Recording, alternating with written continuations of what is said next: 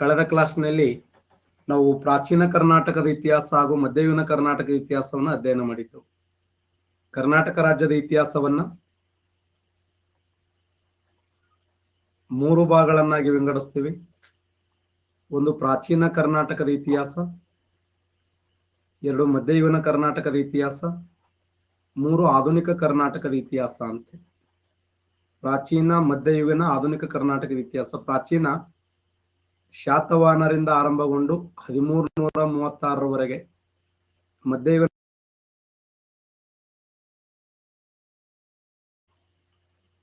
1761ರವರೆಗೆ, 1761ರಿಂದ 1947ರವರೆಗೆ ಆಧುನಿಕ ಕರ್ನಾಟಕದ ಇತಿಹಾಸ ಅಂತ ಹೇಳಿ ಕರಿತೀವಿ. ಕನ್ನಡ ನಾಡಿನ ಕರ್ನಾಟಕ ರಾಜ್ಯದ ಇತಿಹಾಸವನ್ನು 3 ಕಾಲಘಟ್ಟಗಳಾಗಿ ಪ್ರಾಚೀನ, ಮಧ್ಯಯುಗೀನ ಮತ್ತು ಆಧುನಿಕ ಅಂತ ಹೇಳಿ 3 ಭಾಗಗಳನ್ನಾಗಿ ವಿಂಗಡಿಸ್ತೀವಿ. ಹಾಗಾದ್ರೆ ಪ್ರಾಚೀನ ಕರ್ನಾಟಕದ ಇತಿಹಾಸ ಆಧುನಿಕ ಕರ್ನಾಟಕದ ಇತಿಹಾಸ ಆರಂಭಗೊಳ್ಳುವುದು ಕೇಳಿಸ್ತಾ ಇದೆಯಾ? ಆಧುನಿಕ ಮೈಸೂರಿನ ಇತಿಹಾಸ ಆರಂಭಗೊಳ್ಳುವುದು 1761ರಿಂದ 1947ರವರೆಗೆ. ಹಾಗಾದ್ರೆ ಯಾರಿಂದ ಆರಂಭ ಆಗ್ತದಂದ್ರೆ ಹೈದರ್ ಅಲಿ.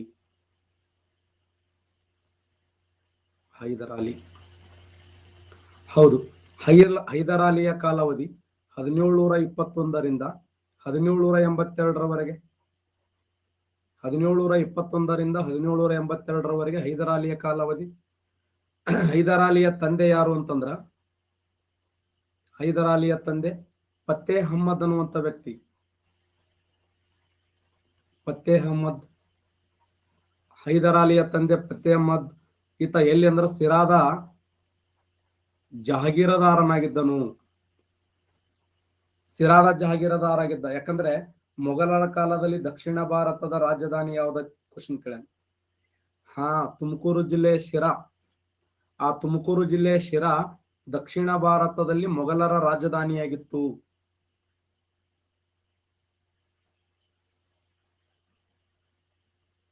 ಯಾರು ಉಪ್ಪಿಟ್ಟನವರು? ಉಪ್ಪಿಟ್ಟಾಕದು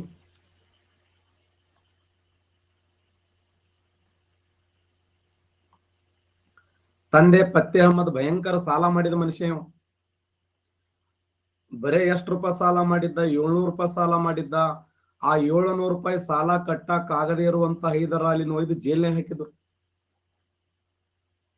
ಅವ್ರ ಕಡೆ ಬರೇ 700 ರೂಪಾಯಿ ಇರ್ಲಿಲ್ಲ, 700 ರೂಪಾಯಿ ಸಾಲ ಕಟ್ಟಕ್ ಆಗದೆ ಜೈಲಿಗೆ ಹಾಕಿದ್ರು. ಆ ಹೈದರ್ ಅಲಿ ಮತ್ತು ಹೈದರ್ ಅಲಿಯ ತಾಯಿಯನ್ನ ಜೈಲಿಗೆ ಹಾಕಿದಾಗ ಆ ಹೈದರ್ ಅಲಿಯ ಮಾವ ಬಿಡಿಸ್ಕೊಂಡ್ ಬರ್ತಾನೆ 700 ರೂಪಾಯಿ ಕೊಟ್ಟು. ಈ ಹೈದರ್ ಅಲಿಯ ಜನ್ಮಸ್ಥಳ ಕೋಲಾರ ಜಿಲ್ಲೆಯ ಬೂದಿಕೋಟೆ. ಕೋಲಾರ ಜಿಲ್ಲೆಯ ಬೂದಿಕೋಟೆ, ಇದು ಕ್ವಶನ್ ಆಗಿದೆ ನೋಡಿ. ಬೂದಿಕೋಟೆ, ಕೋಲಾರ ಜಿಲ್ಲೆಯ ಬೂದಿಕೋಟೆ ಎಂಬ ಸ್ಥಳದಲ್ಲಿ ಹೈದರ್ ಅಲಿ ಜನ್ಮ ತಾಳ್ತಾನೆ. ಅವರು ಸೋದರ ಮಾವನು ಕರ್ಕೊಂಡು ಬಂದು 2ನೇ ಕೃಷ್ಣರಾಜ ಒಡೆಯನಿಗೆ ಹೇಳ್ತಾನೆ, ಬಹಳ ನಂಬಿಕಸ್ಥ ಮನುಷ್ಯ ಅದಾನೆ, ಒಳ್ಳೆ ಮನುಷ್ಯ ಅದಾನೆ, ದಯವಿಟ್ಟು ಆತನಿಗೆ ಒಂದು ಹುದ್ದೆಯನ್ನು ಕೊಡ್ರಿ ಅಂದಾಗ ಸಣ್ಣ ಪುಟ್ಟ ಹುದ್ದೆಗಳ ಮೂಲಕ ಅವ ಎಲ್ಲಿಗೆ ಬಂದ ಅಂದ್ರೆ 1755ರಲ್ಲಿ ದಿಂಡಗಲ್ಲದ ಫೌಜದಾರನಾದನು. ದಿಂಡಗಲ್ಲದ ಫೌಜದಾರನಾಗಿ ಅಧಿಕಾರ ಸ್ವೀಕಾರ ಮಾಡ್ತಾನೆ. 1755ರ ವೇಳೆಗೆ ಒಂದು ಸಾಮ್ರಾಜ್ಯ, ಒಂದು ದಿಂಡಗಲ್ಲ ಅನ್ನುವಂತ ಪ್ರಾಂತ್ಯದ ಮುಖ್ಯಸ್ಥನಾಗಿ ಅಧಿಕಾರವನ್ನು ಸ್ವೀಕಾರ ಮಾಡ್ತಾನೆ ಹೈದರ್ ಅಲಿ. ಕ್ವಶನ್ ಕೇಳಿದ್ದಾರೆ, ಮಧ್ಯಯುಗೀನ ಕರ್ನಾಟಕದ ಇತಿಹಾಸದಲ್ಲಿ ಕರ್ನಾಟಕವನ್ನಾಳಿದ, ಮೈಸೂರನ್ನಾಳಿದಂತ ಅರಸ ಯಾರಂತ ಕ್ವಶನ್ ಕೇಳ್ಯಾರ. ಅನಕ್ಷರಸ್ಥ ದೊರೆ ಅಲ್ಲ. ಮಧ್ಯಯುಗೀನ ಭಾರತ ಇತಿಹಾಸದಲ್ಲಿ ದೇಶವನ್ನಾಳಿದ ಅನಕ್ಷರಸ್ಥ ದೊರೆ ಅಂದ್ರೆ ಅಕ್ಬರ್.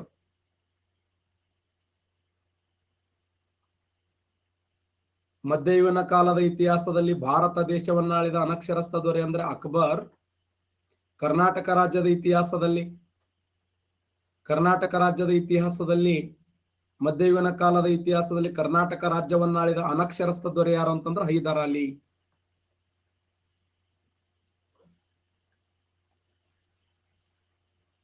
ಫತ್ತೇ ಅಹ್ಮದ್ ಆತನ ತಂದೆ ಹೆಸರು. ಕೋಲಾರದ ಬೂದಿಕೋಟೆ ಎಂಬ ಸ್ಥಳದಲ್ಲಿ ಜನ್ಮ ತಾಳ್ತಾನೆ. 2ನೇ ಕೃಷ್ಣರಾಜ ಈತನಿಗೆ. 2ನೇ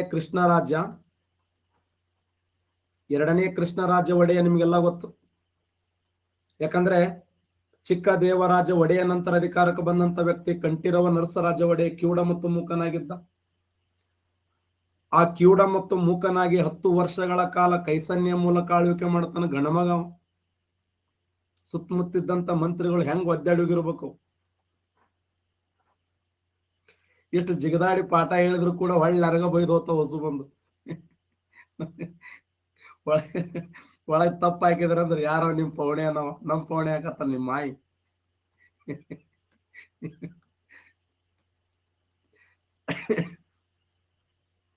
ನೋಡ್ ನಿಮ್ ಬೀಗಿರತ್. ಹಾಗಾದ್ರೆ ಆ ಕಂಠೀರವ ನರಸರಾಜ ಒಡೆಯ ನಂತರ ಅಧಿಕಾರಕ್ಕೆ ಬಂದವರು ಎರಡನೇ ಕೃಷ್ಣರಾಜ ಒಡೆಯ. ಎರಡನೇ ಕೃಷ್ಣರಾಜ ಒಡೆಯ ಅಷ್ಟೊಂದು ಪ್ರಬಲವಾಗಿರುವಂತ ವ್ಯಕ್ತಿ ಆಗಿರ್ಲಿಲ್ಲ, ಅಷ್ಟೊಂದು ಪ್ರಬಲವಾಗಿರುವಂತ ಶಕ್ತಿಶಾಲಿ ವ್ಯಕ್ತಿ ಆಗಿರಲಿಲ್ಲ. ಅಂತ ಎರಡನೇ ಕೃಷ್ಣರಾಜ ಹೈದರ್ ಅಲಿಯ ಸಾಧನೆಯನ್ನು ಕಂಡು ಹೈದರ್ ಅಲಿಗೆ ಪತ್ತೆ ಹೈದರ್ ಬಹದ್ದೂರ್ ಅನ್ನುವಂತ ಬಿರುದನ್ನು ಕೊಟ್ಟ. ಪತ್ತೆ ಹೈದರ್ ಬಹದ್ದೂರ್, ಪತ್ತೆ ಹೈದರ್ ಬಹದ್ದೂರ್ ಅನ್ನುವಂತ ಬಿರುದನ್ನು ಕೊಟ್ಟ ಎರಡನೇ ಕೃಷ್ಣರಾಜನು. ಎರಡನೇ ಕೃಷ್ಣರಾಜನು ಹೈದರ್ ಅಲಿಗೆ ಪತ್ತೆ ಹೈದರ್ ಬಹದ್ದೂರ್ ಅನ್ನುವಂತ ಬಿರುದು ಕೊಟ್ಟ. 1758ರಲ್ಲಿ ಮರಾಠರನ್ನು ಸೋಲಿಸ್ತಾನೆ ಹೈದರ್ ಅಲಿ. 1758ರಲ್ಲಿ ಮರಾಠರನ್ನು ಸೋಲಿಸಿ ನವಾಬ್ ಹೈದರ್ ಅಲಿ ಖಾನ್ ಅನ್ನುವಂತ ಬಿರುದನ್ನು ಪಡಿತಾನೆ. ನವಾಬ್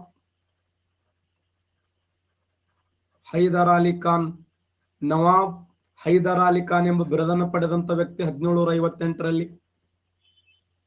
1761ರಲ್ಲಿ ಮೈಸೂರಿನ ಇತಿಹಾಸದಲ್ಲಿ ಒಬ್ಬ ಪ್ರಬಲ ವ್ಯಕ್ತಿಯಾಗಿ ಹೊರಹೊಮ್ಮುತ್ತಾನೆ. ಯಾವ ಎರಡನೇ ಕೃಷ್ಣರಾಜ ಇದ್ನಲ್ಲ, ಆ ಎರಡನೇ ಕೃಷ್ಣರಾಜನನ್ನು ಏನ್ ಮಾಡಿದ್ರು ಅಂತಂದ್ರೆ ನಂಜರಾಜಯ್ಯ ಮತ್ತು ದೇವರಾಜರು ದಳವಾಯಿಗಳವ್ರು. ಆ ನಂಜರಾಜಯ್ಯ ಮತ್ತು ದೇವರಾಜಯ್ಯ ಏನ್ ಮಾಡ್ತಾರಂದ್ರೆ ಅವತ್ತನ್ನು ಒಯ್ದು ಜೈಲಿಗೆ ಹಾಕ್ತಾರೆ. ದುಡ್ಡೇ ಇರಂಗಿಲ್ಲ, ಹಣ ಇರಂಗಿಲ್ಲ, ಪೇಮೆಂಟ್ ಕೊಡಬೇಕು ಅಂತೇಳಿ. ಆ ಪೇಮೆಂಟ್ ಕೊಟ್ಟಂತ ವ್ಯಕ್ತಿ ಯಾರಂದ್ರ ಹೈದರ್ ಅಲಿ. ಸೈನಿಕರಿಗೆ ವೇತನವನ್ನು ಕೊಟ್ಟಂತ ಹೈದರ್ ಅಲಿಗೆ ಸೈನಿಕರಂತಾರೆ, ಹೈದರ್ ಅಲಿಯವರೇ ನೀವೇಕ ಮೈಸೂರಿನ ಒಡೆಯರಾಗಬಾರದು, ನಮಗೆ ಪೇಮೆಂಟ್ ಹಂಚಿದ್ದೀರಿ, ದುಡ್ಡನ್ನು ಹಂಚಿದ್ದೀರಿ, ನೀವು ಯಾಕ ಸಾಮ್ರಾಜ್ಯದ ಅಧಿಪತಿ ಆಗಬಾರಂದಾಗ ಹೈದರ್ ಅಲಿಯಲ್ಲಿ ಮನಸ್ಸಿನಲ್ಲಿ ಒಂದು ಆಸೆ ಹುಡ್ತದ. ಹೌದಲ್ಲ, ನಾನೇಕೆ ಈ ಮೈಸೂರಿನ ಒಡೆಯ ಆಗಬಾರದು ಅಂತೇಳಿ 1761ರಲ್ಲಿ ಹೈದರ್ ಅಲಿ ಅಧಿಕಾರವನ್ನು ಸ್ವೀಕಾರ ಮಾಡ್ತಾನೆ. ದಕ್ಷಿಣ ಭಾರತದ ಒಂದು ಪ್ರಬಲವಾಗಿರುವಂತಹ ಅರಸನಾಗಿ ಹೊರಹೊಮ್ಮುತ್ತಾನೆ ಅಂತ. ಹೈದರ್ ಅಲಿ ದಕ್ಷಿಣ ಭಾರತದಲ್ಲಿ ಹೈದರ್ ಅಲಿ ಒಬ್ಬ ಸಮರ್ಥ ರಾಜನಾಗುವುದು, ಒಬ್ಬ ಪ್ರಬಲವಾಗಿರುವಂತ ರಾಜನಾಗುವುದು ಯಾರಿಗೆ ಇಷ್ಟ ಇರಲಿಲ್ಲ ಅಂತಂದ್ರೆ, ವೆರಿ ಇಂಪಾರ್ಟೆಂಟ್, ಬ್ರಿಟಿಷರಿಗೆ ಇಷ್ಟ ಇರಲಿಲ್ಲ. ಹೈದರ್ ಅಲಿ ದಕ್ಷಿಣ ಭಾರತದಲ್ಲಿ ಒಬ್ಬ ಪ್ರಬಲ ದೊರೆಯಾಗುವುದು ಯಾರಿಗೆ ಇಷ್ಟ ಇರಲಿಲ್ಲ ಅಂತಂದ್ರೆ ಬ್ರಿಟಿಷರಿಗೆ ಇಷ್ಟ ಇರಲಿಲ್ಲ. ಮೈಸೂರಿನಲ್ಲಿ ಒಬ್ಬ ಮಹಾನ್ ವ್ಯಕ್ತಿಯಾಗಿ ಹೊರಹೊಮ್ಮುತ್ತಾನೆ ಹೈದರ್ ಅಲಿ. ಆ ಉದ್ದೇಶಕ್ಕಾಗಿ ಬ್ರಿಟಿಷರು ಹೆಂಗಾರ ಮಾಡಿ ಈತನನ್ನ ಸೋಲಿಸ್ಬೇಕು, ಈತನನ್ನ ಸದೆ ಬಡಿಬೇಕು ಅಂತ ಹೇಳಿ ಸೈನಿಕ ಸಹಾಯವನ್ನು ಕೇಳಿ ಬರ್ತಾರೆ. ಸೈನಿಕ ಸಹಾಯವನ್ನು ಕೇಳಿ ಬಂದಾಗ ಈ ಸೈನಿಕ ಸಹಾಯವನ್ನು ನಿರಾಕರಿಸ್ತಾನೆ ಹೈದರ್ ಅಲಿ. ಯಾವಾಗ ಸೈನಿಕ ಸಹಾಯವನ್ನು ನಿರಾಕರಿಸ್ತಾನೋ ಹೈದರ್ ಅಲಿ, ಅವಾಗ ಬ್ರಿಟಿಷರ್ ಏನ್ ಮಾಡಿದ್ರಂದ್ರೆ ಮರಾಠರ ಕರೆದ್ರು, ಹೈದರಾಬಾದ್ ನಿಜಾಮ ಕರೆದ್ರು. ಹೈದರಾಬಾದ್ ನಿಜಾಮ ಮತ್ತು ಮರಾಠರನ್ನು ಕರ್ಕೊಂಡು ಬ್ರಿಟಿಷರ್ ಏನ್ ಮಾಡಿದ್ರಂದ್ರೆ ಇವನ ಮೇಲೆ ದಾಳಿ ಮಾಡಬೇಕಂತ ಪ್ರಯತ್ನ ಮಾಡ್ತಾರೆ. ಅದನ್ನೇ ಮೊದಲ ಆಂಗ್ಲೋ ಮೈಸೂರು ಯುದ್ಧ ಅಂತ ಕರಿತೀವಿ. ಅದನ್ನೇ ನಾವು ಕರ್ನಾಟಕ ರಾಜ್ಯದ ಇತಿಹಾಸದಲ್ಲಿ ಮೊದಲ ಆಂಗ್ಲೋ ಮೈಸೂರು ಯುದ್ಧಗಳು, ಒಟ್ಟು 4 ಆಂಗ್ಲೋ ಮೈಸೂರು ಯುದ್ಧಗಳು ಜರುಗುತ್ತವೆ. ಆ 4 ಆಂಗ್ಲೋ ಮೈಸೂರು ಯುದ್ಧಗಳಲ್ಲಿ ಪ್ರಥಮ ಆಂಗ್ಲೋ ಮೈಸೂರು ಯುದ್ಧ ನಡೆದದ್ದು ಯಾವಾಗ ಅಂದ್ರೆ 1767ರಿಂದ 1769ರವರೆಗೆ. 1767ರಿಂದ 1769ರವರೆಗೆ ಇದನ್ನ ಪ್ರಥಮ ಆಂಗ್ಲೋ ಮೈಸೂರು ಯುದ್ಧ ಅಂತ ಕರೀತಾರೆ. ಹಾಗಾದ್ರೆ ಪ್ರಥಮ ಆಂಗ್ಲೋ ಮೈಸೂರು ಯುದ್ಧಕ್ಕೆ ಪ್ರಧಾನವಾದ ಕಾರಣ ಏನು ಅಂದ್ರೆ, ಬ್ರಿಟಿಷರು ಅನವಶ್ಯಕವಾಗಿ ಹೈದರ್ ಅಲಿಗೆ ಹೋಗಿ ಕೇಳ್ತಾರೆ, ಹೈದರ್ ಅಲಿ ನೀವು ನಮಗೆ ಸೈನಿಕ ಸಹಾಯವನ್ನು ಮಾಡಬೇಕು ಅಂತ. ಹೈದರ್ ಅಲಿ ಅಂದ್ರೆ ಸ್ವಚ್ಛ ಆಗಲ್ಲ ಅಂದ್ರೆ ಆಗಲ್ಲ ಅಂದ್. ನಿಮ್ಗ್ಯಾಕ್ ಮಾಡ್ಬೇಕು ಕುರುಸಾಲೆಗಳೇ, ಇದನ್ನ ಆಟ ಹೆಚ್ಚಿರೇನು? ವ್ಯಾಪಾರ ಮಾಡಕ್ ಬಂದವರು ಸುಮ್ ವ್ಯಾಪಾರ ಮಾಡ್ಕೊಂಡು ಕಿತ್ಕೊಂಡು ತಕ್ಕಡಿ ತಗೊಂಡು ಹೋಗ್ಬೇಕು. ಸೈನಿಕ ಸಹಾಯ ಮಾಡು, ನನ್ಗೆ ಅದು ಹೆಲ್ಪ್ ಮಾಡು, ಇದು ಹೆಲ್ಪ್ ಮಾಡು, ನಿಮ್ಗೆ ಹೆಲ್ಪ್ ಬೇಕು ಅವ್ರಲ್ಲಿ. ಹೈದರ್ ಅಲಿ ಏನ್ ಮಾಡಿದ ಅಂತಂದ್ರೆ ಬ್ರಿಟಿಷರಿಗೆ ಜಾಡಿಸ್ಬಿಡ್ತಾನೆ, ಬ್ರಿಟಿಷರಿಗೆ ಬೈತಾನೆ. ಅವಾಗ ಬ್ರಿಟಿಷರ್ ಏನ್ ಮಾಡ್ತಾರಂತಂದ್ರೆ ಮರಾಠರು ಮತ್ತು ಹೈದರಾಬಾದ್ ನಿಜಾಮ ಕರೀತಾರೆ. ಆ ಮರಾಠರು ಮತ್ತು ಯಾರು ಈ ಹೈದರಾಬಾದ್ ನಿಜಾಮ್ ಮತ್ತು ಮರಾಠರ ಹೆಲ್ಪ್ ತಗೊಂಡ್ಬರ್ತಾನೆ. ಮರಾಠರು ಹೈದರಾಬಾದ್ ನಿಜಾಮರ ಹೆಲ್ಪ್ ಅನ್ನು ತೆಗೆದುಕೊಂಡು ಬಂದು ಅವ್ರು ಹೆಂಗಾರ ಮಾಡಿ ಮುತ್ತಿಗೆ ಹಾಕಬೇಕು, ಇವ್ರ ಮೇಲೆ ದಾಳಿ ಮಾಡ್ಬೇಕಂತ ಪ್ರಯತ್ನ ಮಾಡ್ತಾರೆ. ಈ ಸುದ್ದಿ ಹೈದರಾಲಿ ಗೊತ್ತಾಗ್ತದ. ಹೈದರಾಲಿ ಗೊತ್ತಾಗಿ ಹೈದರಾಲಿ ಏನ್ ಮಾಡ್ತಾನಂದ್ರ ಮರಾಠರನ್ನು ಮತ್ತು ಹೈದರಾಬಾದ್ ನಿಜಾಮನ್ ಕರಿತಾನೆ, ಬರ್ರಿ ಇಲ್ಲಿ ಅಂತ. ಎದಕ್ ಬರಕತ್ತಿರಲಿ ಅವ್ರ ಜೊತೆ ನೀವು ಹೊಸ ಮಂದಿ ಕೂಡಿ? ಇಲ್ರಿ ನಮ್ಗೆ ಅಮೌಂಟ್ ಕೊಟ್ರಂತ. ಎಷ್ಟು ಕೊಟ್ಟಾರ? ಇಟ್ಟು ಕೊಟ್ರ, ಅದ್ರ ಡಬಲ್ ಕೊಡ್ತೀನಿ ಹೋರಿ ಅಂತ. ಬ್ರಿಟಿಷರ ಹಣದ ಆಶೆಗಾಗಿ ಮರಾಠರು ಮತ್ತು ಹೈದರಾಬಾದ್ ನಿಜಾಮ ಅವ್ರ ಹಿಂದೆ ಬೆನ್ನತ್ತಿದ್ದ. ಅವಾಗ ಹೈದರಾಲಿ ಏನ್ ಮಾಡಿದ, ಚಿತ್ರನಾಥ ಹೈದರಾಲಿ, ಅವ್ರು ಎಷ್ಟು ಅಮೌಂಟ್ ಕೊಡ್ತಾರಲ್ಲ ಅದ್ರ ಡಬಲ್ ಕೊಡ್ತೀನಿ ಹೋರಿ ಅಂದ. ಅವ್ರಿಬ್ರು ದುಡ್ಡು ತೊಗೊಂಡು ಕಡೆಕಾದ್ರು. ಒಬ್ಬನೇ ಸಿಕ್ಕ. ಯಾರು? ಕರ್ನಲ್ ಸ್ಮಿತ್ ಅನ್ನುವಂತ ವ್ಯಕ್ತಿ.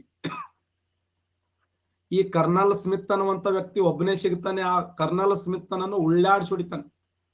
ಇಲ್ಲಿಂದ ಹೊಡ್ಕೊತು ಹೋದ, ಎಲ್ಲಿತಾನ ಮದ್ರಾಸ್ ತನ ತಗೊಂಡೋಗ್ತಾನೆ. ತಮಿಳುನಾಡಿನ ಮದ್ರಾಸ್ದವರೆಗೆ ಅವ ಅಂತ ಹೊಡಿಬಿಡೋಣ, ಬಿಟ್ಬಿಡೋಣ, ಹೊಡಿಬಿಡ ದಯವಿಟ್ಟು. ಬಿದ್ದು ಅಧ್ಯಾಯ ಹಾಳಾಗ ಶುರು ಮಾಡ್ತಾನ ಕರ್ನಲ್ ಸ್ಮಿತ್. ಒಯ್ದು ಕಂಟ್ಯಾಗ ಹಾಕಿ ಹೊಡಿತಾರ, ಮುಳ್ಳಾಗ ಕಂಟ್ಯಾಗ ಹಾಕಿ ಉಳ್ಳಾಡ್ಸಿ ಹೊಡಿತಾರೆ. ಯಾರಿಗೆ? Colonel Smith. ಕರ್ನಲ್ ಸ್ಮಿತ್ ಬಿಡಬೇಡೋಣ, ಹೊಡಿಬೇಡೋಣ ದಯವಿಟ್ಟು, ಇದೊಂದು ಸಾರಿ ತಪ್ಪಾಗಿದೆ, ಎಂದೂ ಬರಂಗಿಲ್ಲ ನಾವು. ಸೋತು ಶರಣಾಗತಿಯಾಗಿರುವಂತ ಕರ್ನಲ್ ಸ್ಮಿತ್ ಹೈದರಾಲಿಯೊಂದಿಗೆ ಒಪ್ಪಂದ ಮಾಡ್ಕೊತಾನೆ. 1769 ಏಪ್ರಿಲ್ 4ನೇ ತಾರೀಕು. 1769 ಏಪ್ರಿಲ್ 4ನೇ ತಾರೀಕು ಒಪ್ಪಂದ ಮಾಡ್ಕೊತಾನೆ. ಆ ಒಪ್ಪಂದವನ್ನೇ ಏನಂತ ಕರೀತಾರಂದ್ರೆ ಮದ್ರಾಸ್ ಒಪ್ಪಂದ ಅಂತ ಕರೀತಾರೆ. ಆ ಮದ್ರಾಸ್ ಒಪ್ಪಂದದಲ್ಲಿ ಬ್ರಿಟಿಷರು ಸೋಲನ್ನು ಅನುಭವಿಸ್ತಾರೆ. ಹೀಗೆ ಭಾರತ ದೇಶದ ಇತಿಹಾಸದಲ್ಲಿ ಬ್ರಿಟಿಷರು ಮೊಟ್ಟ ಮೊದಲ ಬಾರಿಗೆ ಒಬ್ಬ ದೇಶೀಯ ರಾಜನ ವಿರುದ್ಧ ಸೋಲನ್ನು ಒಪ್ಪುತ್ತಾರೆ. ಭಾರತ ದೇಶದ ಇತಿಹಾಸದಲ್ಲಿ ಬ್ರಿಟಿಷರನ್ನ ಸೋಲಿಸಿದ ಮೊಟ್ಟ ಮೊದಲ ದೇಶೀಯ ಅರಸ ಯಾರಂದ್ರೆ ಹೈದರಾಲಿ. ಇದು ಕ್ವಶನ್ ಆಗಿದೆ.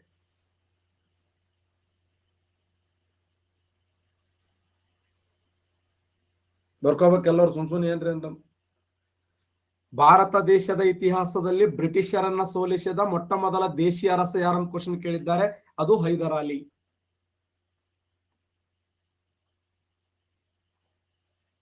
ಯಾರು? ತೋ ಅನ್ನೋರು. ಅರ್ಥ ಆಯ್ತಾ? ಹಾಗಾದ್ರೆ ಮದ್ರಾಸ್ ಒಪ್ಪಂದದ ನಂತರ ಅವರು ಹೇಳ್ತಾರೆ, ನಾವು ನೀವು ಮುಂದೆ ಅಣತಂಬರಾಗಿರೋಣ. ಪಾಯಿಂಟ್ ನಂಬರ್ 1 ಅಂದ್ರೆ ಗೆದ್ದ ಪ್ರದೇಶಗಳನ್ನ ಪರಸ್ಪರ ಗೆದ್ದ ಪ್ರದೇಶಗಳನ್ನ ಪರಸ್ಪರ ಬಿಟ್ಟುಕೊಡುದು. ನಿಮ್ಮ ಪ್ರದೇಶಗಳನ್ನ ನಮಗೆ ಬಿಟ್ಟುಕೊಡೋದು, ನಮ್ಮ ಪ್ರದೇಶಗಳನ್ನ ನಿಮಗೆ ಬಿಟ್ಟುಕೊಡೋದು. ಪಾಯಿಂಟ್ ನಂಬರ್ 2 ಏನಂದ್ರೆ ಪರಸ್ಪರ ಸೈನಿಕ ಸಹಾಯ ಮಾಡುವುದು. ಸೈನಿಕ ಸಹಾಯ. ಯಾರಾದ್ರೂ ನಮ್ಮ ಮೇಲೆ ದಾಳಿ ಮಾಡಿದರೆ ನೀವು ನಮಗೆ ಹೆಲ್ಪ್ ಮಾಡಿ, ನಿಮ್ಮ ಮೇಲೆ ಯಾರಾದ್ರೂ ದಾಳಿ ಮಾಡಿದ್ರೆ ನಾವು ನಿಮ್ಗೆ ಹೆಲ್ಪ್ ಮಾಡ್ತೀವಿ. ಇನ್ನು ಮುಂದೆ ನಾವು ದಕ್ಷಿಣ ಭಾರತ ಉತ್ತರ ಭಾರತದಲ್ಲಿ ಅಣತಂಬರಾಗಿರೋಣ, ಇಲ್ಲ ಪೌಣ್ಯರಾಗಿಡೋಣ. ಅಂದ್ರೆ ಒಟ್ಟಾರೆಯಾಗಿ ನಮ್ಮ ನಿಮ್ಮ ಮಧ್ಯದಲ್ಲಿ ಯಾರಾದರೂ ಮಧ್ಯದಲ್ಲಿ ಪ್ರವೇಶ ಮಾಡಿದರೆ ಅವರನ್ನು ಶಮನ ಮಾಡೋಣ ಅಂತ ಹೇಳಿ ಒಪ್ಪಿಕೊಳ್ಳಲಾಗಿತ್ತು. ಇದನ್ನೇ ನಾವು ಪ್ರಥಮ ಆಂಗ್ಲೋ ಮೈಸೂರು ಯುದ್ಧ ಅಂತ ಕರಿತೀವಿ. ಪ್ರಥಮ ಆಂಗ್ಲೋ ಮೈಸೂರು ಯುದ್ಧನ ಇಲ್ಲಿ ಹೇಳ್ತಾರ ನೋಡಿ.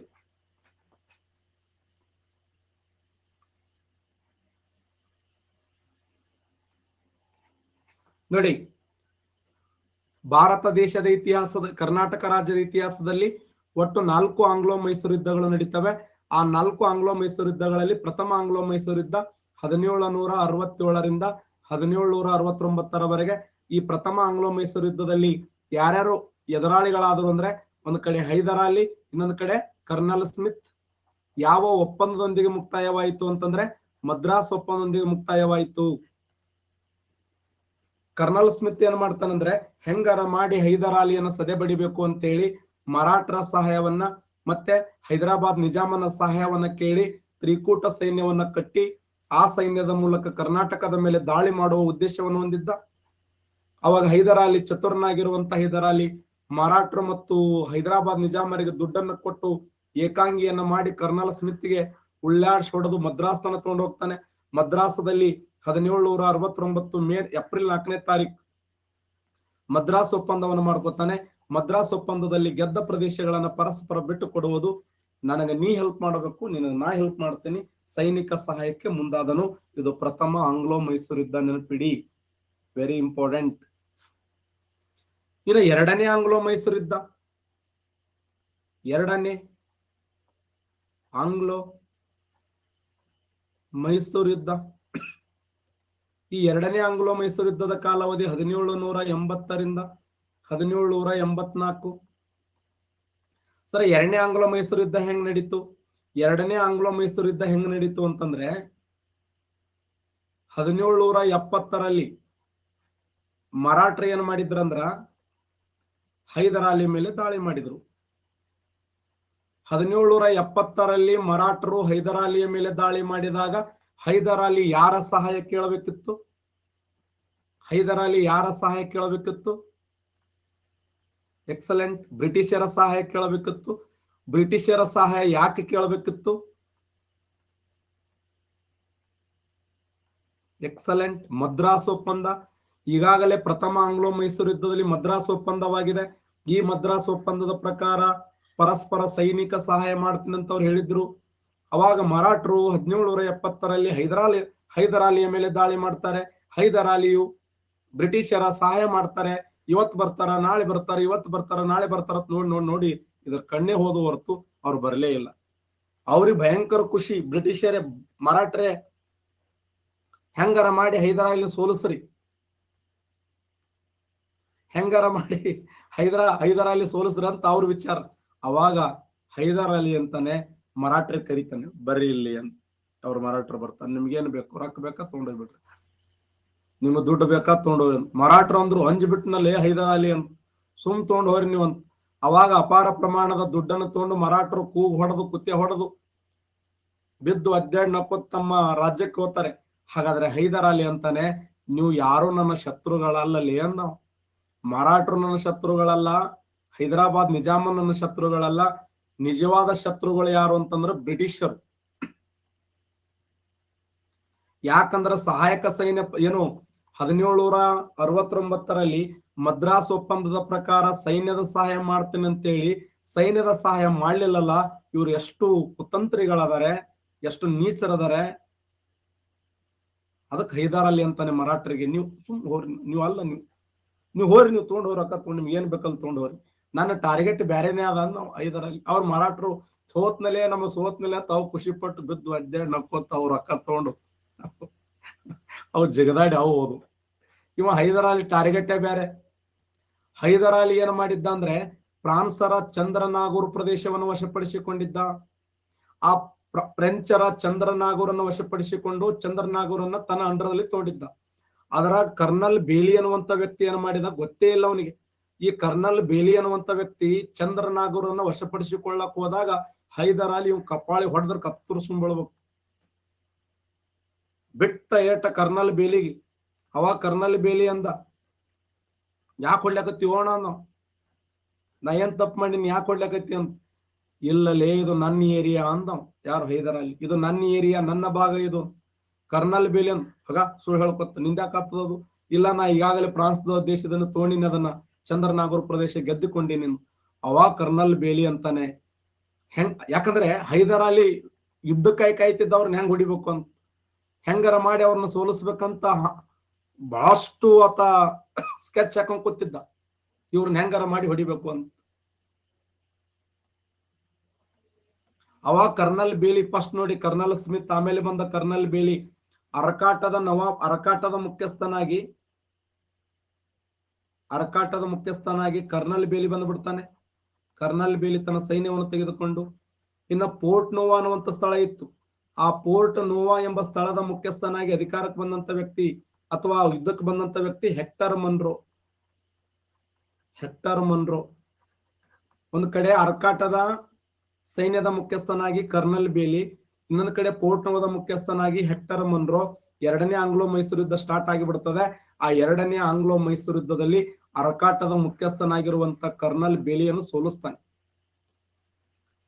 1780 ಸೆಪ್ಟೆಂಬರ್ 10ರಲ್ಲಿ ಸೋಲಿಸಿಬಿಡ್ತಾನೆ, ಸೋಲ್ತಾನೆ.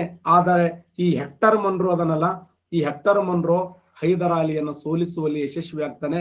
1782ರಲ್ಲಿ hectare Munro ಸೋಲಿಸಿಬಿಡ್ತಾನೆ ಹೈದರಾಲಿಗೆ.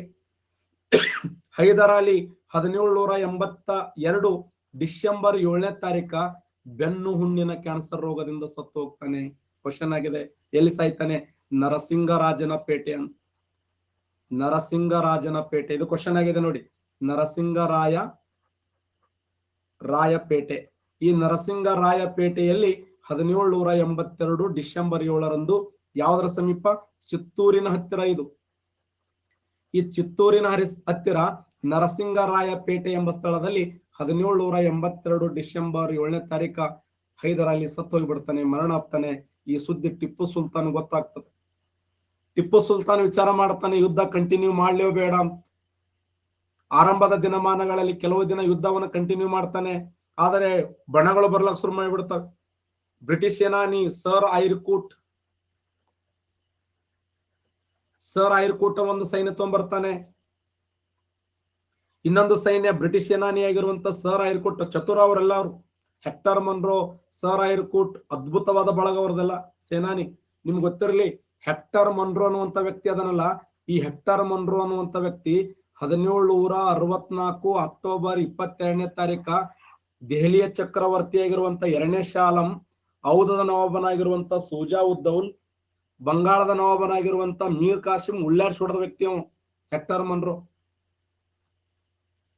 ಇನ್ನು ಸರ್ ಐರ್ಕೂಟ್ ಅದನ್ನಲ್ಲ, ಸರ್ ಐರ್ಕೂಟ್ ಅನ್ನುವಂತ ವ್ಯಕ್ತಿ 1760 ಜನವರಿ 22ನೇ ತಾರೀಕ ಎಲ್ಲಿ ವಾಂಡಿವಾಶ್ ಕಾಳಗ ಅಂತ ಕರಿತೀವಲ್ಲ, ಆ ವಾಂಡಿವಾಶ್ ಕಾಳಗದಲ್ಲಿ ಕೌಂಟ್ ಡಿ ಲಾಲಿ ಸೋಲಿಸಿದ ವ್ಯಕ್ತಿ ಅವನು. ಪ್ರಬಲವಾಗಿರುವಂತ ಸೇನಾನಿಗಳವರು. ಯಾರು? ನಿಮ್ ಪೌಣೆ ಅನ್ನೋರು. ನಮ್ ಪೌಣೆ ಹಾಕತ್ತಾರವ್ರು. 1760 ಜನವರಿ 22ನೇ ತಾರೀಕ 1760 ಜನವರಿ 22ನೇ ತಾರೀಕು ವಾಂಡಿವಾಶ್ ಕಾಳಗದಲ್ಲಿ ಕೌಂಟ್ ಡಿ ಲಾಲಿ ಸೋಲಿಸಿದ ವ್ಯಕ್ತಿ ಅವನು. ಸರ್ ಯಾರು? ಹೆಕ್ಟರ್ ಮನ್ರೋ ಅದನ್ನಲ್ಲ. 1764 ಅಕ್ಟೋಬರ್ 22ನೇ ತಾರೀಕ ಬಾಕ್ಸರ್ ಕದನ ನಡೀತದೆ ಬಿಹಾರದಲ್ಲಿ. ಆ ಬಾಕ್ಸರ್ ಕದನದಲ್ಲಿ ಬಂಗಾಳದ ನವಾಬನಾಗಿರುವಂತ ಮೀರ್ ಕಾಸಿಂ, ದೆಹಲಿಯ ಚಕ್ರವರ್ತಿಯಾಗಿರುವಂತ 2ನೇ ಶಾ ಆಲಂ, ಔಧದ ನವಾಬನಾಗಿರುವಂತ ಸೂಜಾ ಉದ್ ದೌಲ್ ಅವರೆಲ್ಲ ಸೋಲಿಸಿದಂತ ವ್ಯಕ್ತಿ ಅವರು. ಅಂತ ಪ್ರಬಲ ಸೇನೆ ಬಂದಾಗ ಯಾರು ಟಿಪ್ಪು ಸುಲ್ತಾನಿಗೆಲ್ಲ ಹೇಳ್ತಾರೆ, ಗುಪ್ತಚರ ಇಲಾಖೆ ಬೇಡ, ಇದೊಂದ್ಸರಿ ಒಪ್ಪಂದ ಮಾಡ್ಕೊಳ್ಳೋನು, ಮುಂದಿನ ದಿನ ಐತಲ್ಲ, ಮುಂದಿನ ದಿನಮಾನಗಳ ಹೋರಾಟ ಮಾಡಮ್ ಅಂತ ಹೇಳಿದಾಗ ಆಯ್ತು ಅಂತೇಳಿ ಮಂಗಳೂರು ಒಪ್ಪಂದವನ್ನು ಮಾಡಿಕೊಳ್ಳಲಾಗುತ್ತದೆ. 2ನೇ ಆಂಗ್ಲೋ ಮೈಸೂರು ಯುದ್ಧ ಯಾವ ಒಪ್ಪಂದ ಮುಕ್ತಾಯವಾಯ್ತಂದ್ರ 1784 ಮೇ 11ನೇ ತಾರೀಕು 1784 ಮೇ 11ನೇ ತಾರೀಕ 2ನೇ ಆಂಗ್ಲೋ ಮೈಸೂರು ಯುದ್ಧ ಮಂಗಳೂರು ಒಪ್ಪಂದದೊಂದಿಗೆ ಮುಕ್ತಾಯವಾಯಿತು. ಅರ್ಥ ಆಯ್ತಾ? ಆದರೆ ಟಿಪ್ಪು ಸುಲ್ತಾನ ತನ್ನ ತಂದೆಯನ್ನು ಕಳ್ಕೊತಾನೆ. ಆರಂಭದಲ್ಲಿ ಆತನ ಅಂತ್ಯ ಸಂಸ್ಕಾರವನ್ನ ಸಿಂಗರಾಜ ಯಾವುದು ನರಸಿಂಗರಾಯನ ಪೇಟೆಯಲ್ಲಿ ಅಂತ್ಯ ಸಂಸ್ಕಾರ ಮಾಡಲಾಗುತ್ತದೆ. ನಂತರ ಆತನ ಅಂತ್ಯ ಸಂಸ್ಕಾರವನ್ನ ಶ್ರೀರಂಗಪಟ್ಟಣದಲ್ಲಿ ಅಂತ್ಯ ಸಂಸ್ಕಾರ ಮಾಡಲಾಗುತ್ತದೆ. ತನ್ನ ತಂದೆಯ ಆಶೀರ್ವಾದವನ್ನು ಪಡೆದಂತ ಟಿಪ್ಪು ಸುಲ್ತಾನ ಯುದ್ಧ ಭೂಮಿಗೆ ಸನ್ನದ್ಧನಾಗುತ್ತಾನೆ. ಪ್ರಥಮ ಆಂಗ್ಲೋ ಮೈಸೂರು ಯುದ್ಧದಲ್ಲಿ ಹೈದರ್ ಅಲಿ ಗೆಲ್ತಾನೆ. 2ನೇ ಆಂಗ್ಲೋ ಮೈಸೂರು ಯುದ್ಧದಲ್ಲಿ ಹೈದರ್ ಅಲಿ ಸೋಲ್ತಾನೆ. ಅಷ್ಟೇ ಅಲ್ಲದೆ ಮರಣ ಅಪ್ಪಿದ. ತನ್ನ ತಂದೆಯ ಮರಣದಲ್ಲಿಯೂ ಕೂಡ ಹಜರತ್ ಟಿಪ್ಪು ಸುಲ್ತಾನ್ ಯುದ್ಧ ಭೂಮಿಗೆ ಸನ್ನದ್ಧನಾಗಿ ಹೋರಾಟಕ್ಕೆ ಮುಂದಾಗಿದ್ದು ಇಲ್ಲಿ ಒಂದು ವಿಶೇಷವಾಗಿರುವಂತ ಸಂಗತಿ. ಆದರೆ ಮಂಗಳೂರು ಅಂತ ಏನು ಒಪ್ಪಂದ ಬರ್ತದಲ್ಲ 1784 ಮೇ 11ನೇ ತಾರೀಕ ಮಂಗಳೂರು ಒಪ್ಪಂದದಲ್ಲಿ ಈ 2ನೇ ಆಂಗ್ಲೋ ಮೈಸೂರು ಯುದ್ಧವನ್ನ ತಟಸ್ಥಗೊಳಿಸಲಾಗ್ತದೆ ಅಂತ. 1753 1799 ಟಿಪ್ಪು ಸುಲ್ತಾನನ ತಂದೆ ಯಾರಂದ್ರ ಹೈದರ್ ಅಲಿ. ಟಿಪ್ಪು ಸುಲ್ತಾನ್ನ ತಂದೆ ಹೈದರ್ ಅಲಿ, ತಾಯಿ ಯಾರಂದ್ರ ಪಕ್ರುನಿಸಾ. ತಾಯಿ ಪಕ್ರುನಿಸಾ, ತಂದೆ ಹೈದರ್ ಅಲಿ. ತಾಯಿ ಪಕ್ರುನಿಸಾ 1753 ನವೆಂಬರ್ 20ನೇ ತಾರೀಕು ನವೆಂಬರ್ 20ನೇ ತಾರೀಕು 1753 ನವೆಂಬರ್ 20ನೇ ತಾರೀಕು ಟಿಪ್ಪು ಸುಲ್ತಾನನ ಜನನ ಆಗ್ತದೆ ದೇವನಹಳ್ಳಿ ಎಂಬ ಸ್ಥಳದಲ್ಲಿ. ದೇವನಹಳ್ಳಿ. ಟಿಪ್ಪು ಸುಲ್ತಾನ್ ಅಂತ ಹೆಸರು ಯಾಕೆ ಕೊಟ್ರು ಅಂತಂದ್ರೆ ಅರಕಾಟದಲ್ಲಿ ಒಬ್ಬ ಸೂಫಿ ಸಂತ ಇದ್ದ.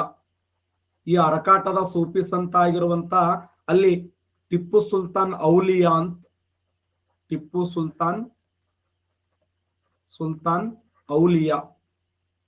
ಈ ಟಿಪ್ಪು ಸುಲ್ತಾನ್ ಔಲಿಯಾ ಅನ್ನುವಂತ ದರ್ಗಾಕ್ಕೆ ಅವರ ತಂದೆ ಹೈದರ್ ಅಲಿ ಸಾಕಷ್ಟು ದೇವರ ಪ್ರಾರ್ಥನೆಯನ್ನು ಮಾಡ್ತಿದ್ದ, ನಮಸ್ಕಾರ ಮಾಡ್ತಿದ್ದ, ಅಲ್ಲಿ ಹೋಗಿ ಸೇವೆಯನ್ನ ಮಾಡ್ತಿದ್ದ. ಆ ಸೇವೆಯ ಪ್ರತಿ ಫಲವಾಗಿನೇ ನನಗೆ ಮಗ ಜನ್ಮ ತಾಳಿದ ಅನ್ನುವಂತ ನಂಬಿಕೆ ಆಧಾರದ ಮೇಲೆ ಆ ಒಂದು ಅರ್ಕಾಟದ ಸೂಫಿ ಸಂತನ ಹೆಸರನ್ನ ಇಡ್ತಾನೆ. ಅವನ ಹೆಸರು ಟಿಪ್ಪು ಸುಲ್ತಾನ್ ಅಂತ ಹೇಳಿ. ನೋಡಿ, ಅರಕಾಟದ ಸೂಫಿ ಸಂತನಾಗಿರುವಂತ ಟಿಪ್ಪು ಸುಲ್ತಾನ್ ಔಲಿಯಾ ದರ್ಗಕ್ಕೆ ಪದೇ ಪದೇ ಭೇಟಿ ಕೊಡ್ತಿದ್ದ, ನಮಸ್ಕಾರ ಮಾಡ್ತಿದ್ದ, ಅಲ್ಲಿ ಸೇವೆಯನ್ನು ಮಾಡ್ತಿದ್ದ. ಆ ಸೇವೆಯ ಮಾಡಿದ ಪ್ರತೀಕವಾಗಿ ನನಗೆ ಗಂಡು ಮಗು ಜನ್ಮ ತಾಳಿದೆ, ಆ ಗಂಡು ಮಗನ ಹೆಸರನ್ನೇ ಟಿಪ್ಪು ಸುಲ್ತಾನ್ ಅಂತ ಹೆಸರಿಡ್ತೀನಿ ಅಂತ ಹೇಳಿ ಹೈದರ್ ಅಲಿ ತನ್ನ ಮಗನಿಗೆ ಟಿಪ್ಪು ಸುಲ್ತಾನ್ ಅಂತ ಹೆಸರಿಡ್ತಾನೆ. ತಂದೆ ಹೈದರ್ ಅಲಿ, ತಾಯಿ ಫಕ್ರುನಿಸಾ 1753 ನವೆಂಬರ್ 20ರಂದು ಜನಿಸ್ತಾನೆ ದೇವನಹಳ್ಳಿಯಲ್ಲಿ, ಬೆಂಗಳೂರಿನ ಸಮೀಪ. ಇವತ್ತೇನು ಅಂತಾರಾಷ್ಟ್ರೀಯ ವಿಮಾನ ನಿಲ್ದಾಣ ಇದೆಯಲ್ಲ, ಕೆಂಪೇಗೌಡ ಅಂತಾರಾಷ್ಟ್ರೀಯ ವಿಮಾನ ನಿಲ್ದಾಣ ಅಂತ ಕರಿತೀವಲ್ಲ, ಅದನ್ನ ಆ ಸ್ಥಳದಲ್ಲಿ ಜನ್ಮ ತಾಳಿದ ಟಿಪ್ಪು ಸುಲ್ತಾನ್ ಅರಕಾಟದ ಸೂಫಿ ಸಂತನಾಗಿರುವಂತ ಟಿಪ್ಪು ಸುಲ್ತಾನ್ ಔಲಿಯಾ ಹೆಸರನ್ನ ನಾಮಕರಣ ಮಾಡಲಾಗ್ತದೆ. ಹೆಂಡತಿ ರುಕಿಯಾ ಬೇಗಂ, ಹೆಂಡತಿ ರುಕಿಯಾ ಬೇಗಂ, ಮಕ್ಕಳು ಅಬ್ದುಲ್ ಖಾಲಿಕ್ ಮತ್ತೆ ಮೈನುದ್ದೀನ್ ಅನ್ನುವಂತ ವ್ಯಕ್ತಿ.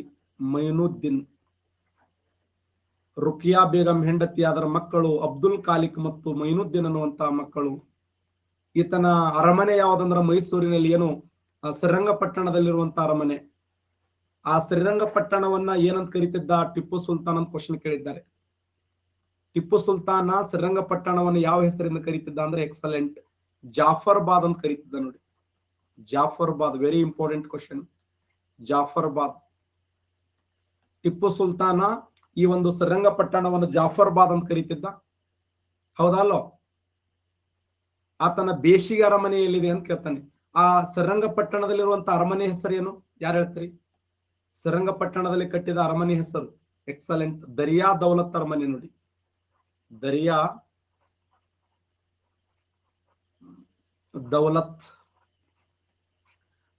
ದೌಲತ್ ಅರಮನೆ. ಶ್ರೀರಂಗಪಟ್ಟಣದಲ್ಲಿರುವಂತ ಅರಮನೆ ಹೆಸರು ದರಿಯಾ ದೌಲತ್ ಅರಮನೆ. ಟಿಪ್ಪು ಸುಲ್ತಾನ್ ಬೆಂಗಳೂರಿನಲ್ಲಿ ಒಂದು ಅರಮನೆ ಕಟ್ಟಿಸ್ತಾನೆ, ಅದಕ್ಕೆ ಬೇಸಿಗೆ ಅರಮನೆ ಅಂತ ಕರೀತಾರೆ. ಬೇಸಿಗೆ ಅರಮನೆ ಬೆಂಗಳೂರದಲ್ಲಿದೆ. ಬೆಂಗಳೂರಿನಲ್ಲಿ ಬೇಸಿಗೆ ಅರಮನೆ ನೋಡ್ತೀವಿ, ಬೆಂಗಳೂರಿನಲ್ಲಿ ಬೇಸಿಗೆ ಅರಮನೆ. ಟಿಪ್ಪು ಸುಲ್ತಾನನ ಕಾಲದಲ್ಲಿ ಯಾರಾದರೂ ತಪ್ಪು ಮಾಡಿದರೆ, ಯಾರಾದರೂ ಅನ್ಯಾಯ ಮಾಡಿದರೆ, ಮೋಸ ಮಾಡಿದರೆ ಅವರಿಗೆ ಉಗ್ರವಾದ ಶಿಕ್ಷೆ ನೀಡುತ್ತಿದ್ದ. ಉಗ್ರವಾದ ಶಿಕ್ಷೆ ಲಕ್ಕನ್ನು ಒಯ್ದು ಬೆಟ್ಟದಿಂದ ಜಾಡ್ಸಿ ಒಗಟ್ಬಿಡ, ಒಯ್ದು ಬೆಟ್ಟದಿಂದ ಜಾಡ್ಸಿ ಒಗಟಾಗ ಒಂದು ಸ್ಥಳ ಮಾಡಿದ್ದ. ಚಿಕ್ಕಬಳ್ಳಾಪುರ ಜಿಲ್ಲೆಯಲ್ಲಿ ನಂದಿ ಬೆಟ್ಟದಲ್ಲಿ ಟಿಪ್ಪು ಡ್ರಾಪ್ ಅಂತ ಒಂದು ಸ್ಥಳ ಇದೆ ಅಲ್ಲ.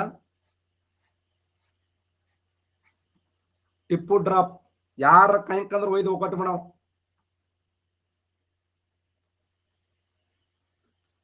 ಚಿಕ್ಕಬಳ್ಳಾಪುರ ಜಿಲ್ಲೆಯ ನಂದಿ ಬೆಟ್ಟದಲ್ಲಿ ಟಿಪ್ಪು ಡ್ರಾಪ್ ಇದೆ, ಅದಕ್ಕೆ ಟಿಪ್ಪು ಡ್ರಾಪ್ ಅಂತ ಕರೀತಾರ. ಫೇಮಸ್. ಭಾರತ ದೇಶಕ್ಕೆ ಮೊದಲು ಬಾರಿಗೆ ನೀಲಗಿರಿ ಮರವನ್ನ ಮತ್ತು ರೇಷ್ಮೆ ಬೆಳೆಯನ್ನು ಪರಿಚಯಿಸಿದ ವ್ಯಕ್ತಿ. ಇದು ಕ್ವಶನ್ ಆಗಿದೆ. ನೀಲಗಿರಿ ಮತ್ತು ರೇಷ್ಮೆ ಬೆಳೆ, ಭಾರತ ದೇಶಕ್ಕೆ ಮೊಟ್ಟ ಮೊದಲ ಬಾರಿಗೆ ನೀಲಗಿರಿ ಮತ್ತು ರೇಷ್ಮೆ ಬೆಳೆಯನ್ನು ಪರಿಚಯಿಸ್ತಾನೆ. ಇದು ಕ್ವಶನ್ ಆಗಿದೆ. ಯುದ್ಧದಲ್ಲಿ ಮೊದಲ ಬಾರಿಗೆ ರಾಕೆಟ್ ಗಳನ್ನ ಬಳಸ್ತಾನೆ. ಇದು ಕ್ವಶನ್ ಆಗಿದೆ. ರಾಕೆಟ್, ಯುದ್ಧದಲ್ಲಿ ಮೊದಲ ಬಾರಿಗೆ ರಾಕೆಟ್ ಗಳನ್ನ ಬಳಸ್ತಾನೆ ಟಿಪ್ಪು ಸುಲ್ತಾನ್. ಇವತ್ತೇನು ಚಿಕ್ಕಮಗಳೂರು ಜಿಲ್ಲೆಯ ಅಜ್ಜಂಪುರ ಅಂತ ಒಂದು ಊರಿದೆ. ಚಿಕ್ಕಮಗಳೂರು ಜಿಲ್ಲೆಯ ಅಜ್ಜಂಪುರ ಅನ್ನುವಂತ ಊರಿನಲ್ಲಿ ಏನಿದೆ? ಎಸ್, ಚಿಕ್ಕಮಗಳೂರು ಜಿಲ್ಲೆಯ ಚಿಕ್ಕಮಗಳೂರು ಜಿಲ್ಲೆಯ ಅಜ್ಜನಪುರ ಅನ್ನುವಂತ ಸ್ಥಳದಲ್ಲಿ ಒಂದು ವಿಶೇಷವಾಗಿರುವಂತ ಹಸು ಇದೆ. ಆ ಹಸು ಯಾವುದು ಅಂತಂದ್ರ ಅಮೃತ್ ಮಹಲ್ ಹಸು. ಆ ಅಮೃತ್ ಮಹಲ್ ತಳಿಯ ಹಸುವನ್ನ ಡೆವಲಪ್ಮೆಂಟ್ ಮಾಡಿದಂತ ವ್ಯಕ್ತಿ ಟಿಪ್ಪು ಸುಲ್ತಾನ್, ನೆನ್ಪಿಡಿ. ತುಮಕೂರು ಜಿಲ್ಲೆಯ ಕುಣಿಗಲ್ ಅನ್ನುವಂತ ಸ್ಥಳ ಇದೆ. ಆ ತುಮಕೂರು ಜಿಲ್ಲೆಯ ಕುಣಿಗಲ್ಲದಲ್ಲಿ ಈ ಒಂದು ಕುದುರೆಗಳ ಒಂದು ಫಾರ್ಮ್ ಅನ್ನ ಪ್ರಾರಂಭ ಮಾಡ್ತಾನೆ. ಕುದುರೆಗಳ ಫಾರ್ಮ್ ಅನ್ನ ಪ್ರಾರಂಭ ಮಾಡಿದ ವ್ಯಕ್ತಿ ಟಿಪ್ಪು ಸುಲ್ತಾನ್. ನೋಡಿ, ನಮ್ಮ ದೇಶಕ್ಕೆ ನೀಲಗಿರಿ ಮರಗಳನ್ನ ರೇಷ್ಮೆ ಪರಿಚಯ ಮಾಡ್ತಾನೆ. ಯುದ್ಧ ಭೂಮಿಯಲ್ಲಿ ಮೊದಲ ಬಾರಿಗೆ ರಾಕೆಟ್ ಗಳನ್ನ ಬಳಕೆ ಮಾಡ್ತಾನೆ. ಅಮೃತ್ ಮಹಲ್ ತಳಿಯ ಹಸುವನ್ನ ಡೆವಲಪ್ಮೆಂಟ್ ಮಾಡ್ತಾನೆ. ಕುಣಿಗಲ್ಲದ ಕುದುರೆಯ ಫಾರ್ಮ್ ಅನ್ನ ಡೆವಲಪ್ಮೆಂಟ್ ಮಾಡ್ತಾನೆ. ಮಲಬಾರ ತೀರದ ಹೆಣ್ಣು ಮಕ್ಕಳ ಮಾನ ಮುಚ್ಚುವ ಸಲುವಾಗಿ ಅವರಿಗೆ ರೇಷ್ಮೆ ಬಟ್ಟೆಯನ್ನ ದಾನ ಮಾಡ್ತಾನೆ. ಇದು ಕ್ವಶನ್ ಆಗಿದೆ. ರೇಷ್ಮೆ ಬಟ್ಟೆಗಳನ್ನ ಇತ್ತೀಚೆಗೆ ಕೇಳಿದ ಪ್ರಶ್ನೆ ಇದು. ಕರ್ನಾಟಕ ರಾಜ್ಯದಲ್ಲಿ ರೇಷ್ಮೆ ಬಟ್ಟೆಗಳನ್ನ ದಾನ ಮಾಡಿ ರೇಷ್ಮೆ ಬೆಳೆಗೆ ಅತಿ ಹೆಚ್ಚು ಮಹತ್ವ ಕೊಟ್ಟಂತ ದೊರೆ ಯಾರಂದ್ರೆ ಟಿಪ್ಪು ಸುಲ್ತಾನ್. ಗ್ರೂಪ್ ಸಿ ಕೇಳ ನೋಡಿ ಕ್ವಶನ್, ಗ್ರೂಪ್ ಸಿ ಕೇಳಿದಂತ ಪ್ರಶ್ನೆ ಇದು.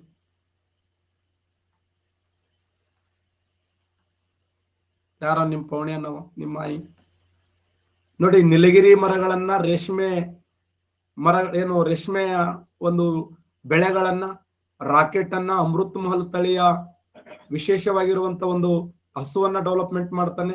ಕುಣಿಗಲದ ಕುದುರೆ ಫಾರ್ಮ್ ಅನ್ನ ಓಪನ್ ಮಾಡ್ತಾನೆ. ರೇಷ್ಮೆ ಬಟ್ಟೆಗಳನ್ನ, ಮಲಬಾರ ತೀರದ ಹೆಣ್ಣು ಮಕ್ಕಳ ಒಂದು ಸಂರಕ್ಷಣೆಗೆ ಅಪಾರ ಪ್ರಮಾಣದ ರೇಷ್ಮೆ ಬಟ್ಟೆಗಳನ್ನ ಹಂಚ್ತಾನೆ. ಯಾವ ಮರಾಠರು ಶೃಂಗೇರಿಯ ಶಾರದಾ ಮಂದಿರದ ಮೇಲೆ ದಾಳಿಯನ್ನ ಮಾಡಿದಾಗ ಅಲ್ಲಿಯ ಮೂರ್ತಿಯನ್ನ ತೆಗೆದುಕೊಂಡು ಹೋಗುವ ಸಮಯದಲ್ಲಿ ಅದನ್ನು ವಾಪಸ್ ಪ್ರತಿಭಟನೆ, ಅದನ್ನ ವಿರೋಧ ಮಾಡಿ ಅದನ್ನ ತಡೆ ಹಿಡಿದು ವಾಪಸ್ ತಂದು ಅದನ್ನ ಆ ಮೂರ್ತಿಯನ್ನ ಪ್ರತಿಷ್ಠಾಪನೆ ಮಾಡುವಲ್ಲಿ ಅತ್ಯಂತ ಪ್ರಮುಖ ಪಾತ್ರ ವಹಿಸಿದಂತ ವ್ಯಕ್ತಿ ಟಿಪ್ಪು ಸುಲ್ತಾನ್. ಪುನರ್ಸ್ಥಾಪನೆ ಮಾಡ್ತಾನೆ.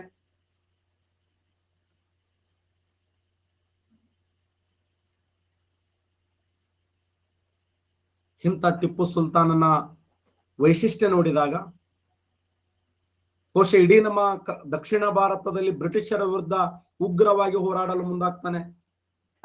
1791ರಿಂದ 1792ರವರೆಗೆ ಮೂರನೇ ಆಂಗ್ಲೋ ಮೈಸೂರು ಯುದ್ಧಕ್ಕೆ ಸಾಕ್ಷಿ ಆಗ್ತಾನೆ ಟಿಪ್ಪು ಸುಲ್ತಾನ್. ಮೂರನೇ ಆಂಗ್ಲೋ ಮೈಸೂರು ಯುದ್ಧ, ಮೂರನೇ ಆಂಗ್ಲೋ ಮೈಸೂರು ಯುದ್ಧ. ಈ ಮೂರನೇ ಆಂಗ್ಲೋ ಮೈಸೂರು ಯುದ್ಧದ ವಿಶೇಷ ಏನು ಅಂತಂದ್ರೆ, ಒಬ್ಬ ರಾಜ ಇದ್ದ ಇಲ್ಲಿ, ತಿರುವಾಂಕೂರಿನ ಅರಸ. ತಿರುವಾಂಕೂರಿನ ಅರಸ ರಾಜ ಯಾರು ಅಂತಂದ್ರೆ ರಾಮಚಂದ್ರ ಅಂತ. ತಿರುವಾಂಕೂರಿನ ಅರಸನಾಗಿರುವಂತ ರಾಮಚಂದ್ರ ಏನು ಮಾಡಿದ್ದ ಅಂದ್ರೆ, ಟಿಪ್ಪು ಸುಲ್ತಾನನ ಗಡಿಯಲ್ಲಿ, ಟಿಪ್ಪು ಸುಲ್ತಾನನ ಏರಿಯಾದಲ್ಲಿ ಸುಮ್ಸುನೆ ಬಂದು ಮಣ್ಣು ಹಡ್ಡಿದಂಗ್ ಮಾಡೋದು, ತರ ಹಡ್ಡಿದಂಗ್ ಮಾಡೋದು, ಕೋಟೆ ಕಟ್ಟಿದಂಗ್ ಮಾಡೋದು ಕೇಳಿದ. ಟಿಪ್ಪು ಸುಲ್ತಾನ್ ಅಂದ ರಾಮಚಂದ್ರನಿಗೆ, ಯಾಕಪ್ಪ ಹಿಂಗ್ಯಾಕ್ ಮಾಡಕತ್ತಿ, ಏನಾಗ್ಯದೋ ನಿನ್ನ ಕೋಡಿ, ನನ್ನ ಏರಿಯಾದಾಗ ನೀ ಯಾಕೆ ಕಟ್ಲಕತ್ತಿಯಲೇ ಗೋಡೆ ಅಂತ ಕೇಳಿದ. ಅವಾಗ ತಿರುವಾಂಕೂರಿನ ಅರಸನಾಗಿರುವಂತ ರಾಮಚಂದ್ರ ಅಂತಾನೆ, ನಾ ಕಟ್ಟವನೇ ನೋಡು ಏನ್ ಮಾಡವನಿ ಅಂತ ಕೇಳ. ಕಟ್ತಿ ನೋಡು ಏನ್ ಮಾಡವ, ಕಟ್ಟ ಬೇಡ ಅಂದ ಟಿಪ್ಪು, ನಾ ಕಟ್ಟವನೇ ನೋಡು ಅಂದವ. ಅವಾಗ ಇವ್ ಟಿಪ್ಪು ಸುಲ್ತಾನ್ ಗಾಬರಿ ಆದ, ನಾನು ಇಷ್ಟು ಪ್ರಬಲವಾಗಿರುವಂತ ದೊರೆ ಆದನಿ, ಬ್ಯಾಡ ಬ್ಯಾಡ ಅಂದ್ರು ಕಟ್ತೀನಿ ನೋಡು ಅಂತ. ಕಟ್ಟ ಬೇಡ ಅಂತಿವ, ಕಟ್ಟವನೇ ನೋಡಂತವ. ತಿರುವಾಂಕೂರಿನ ಅರಸನಾಗಿರುವಂತ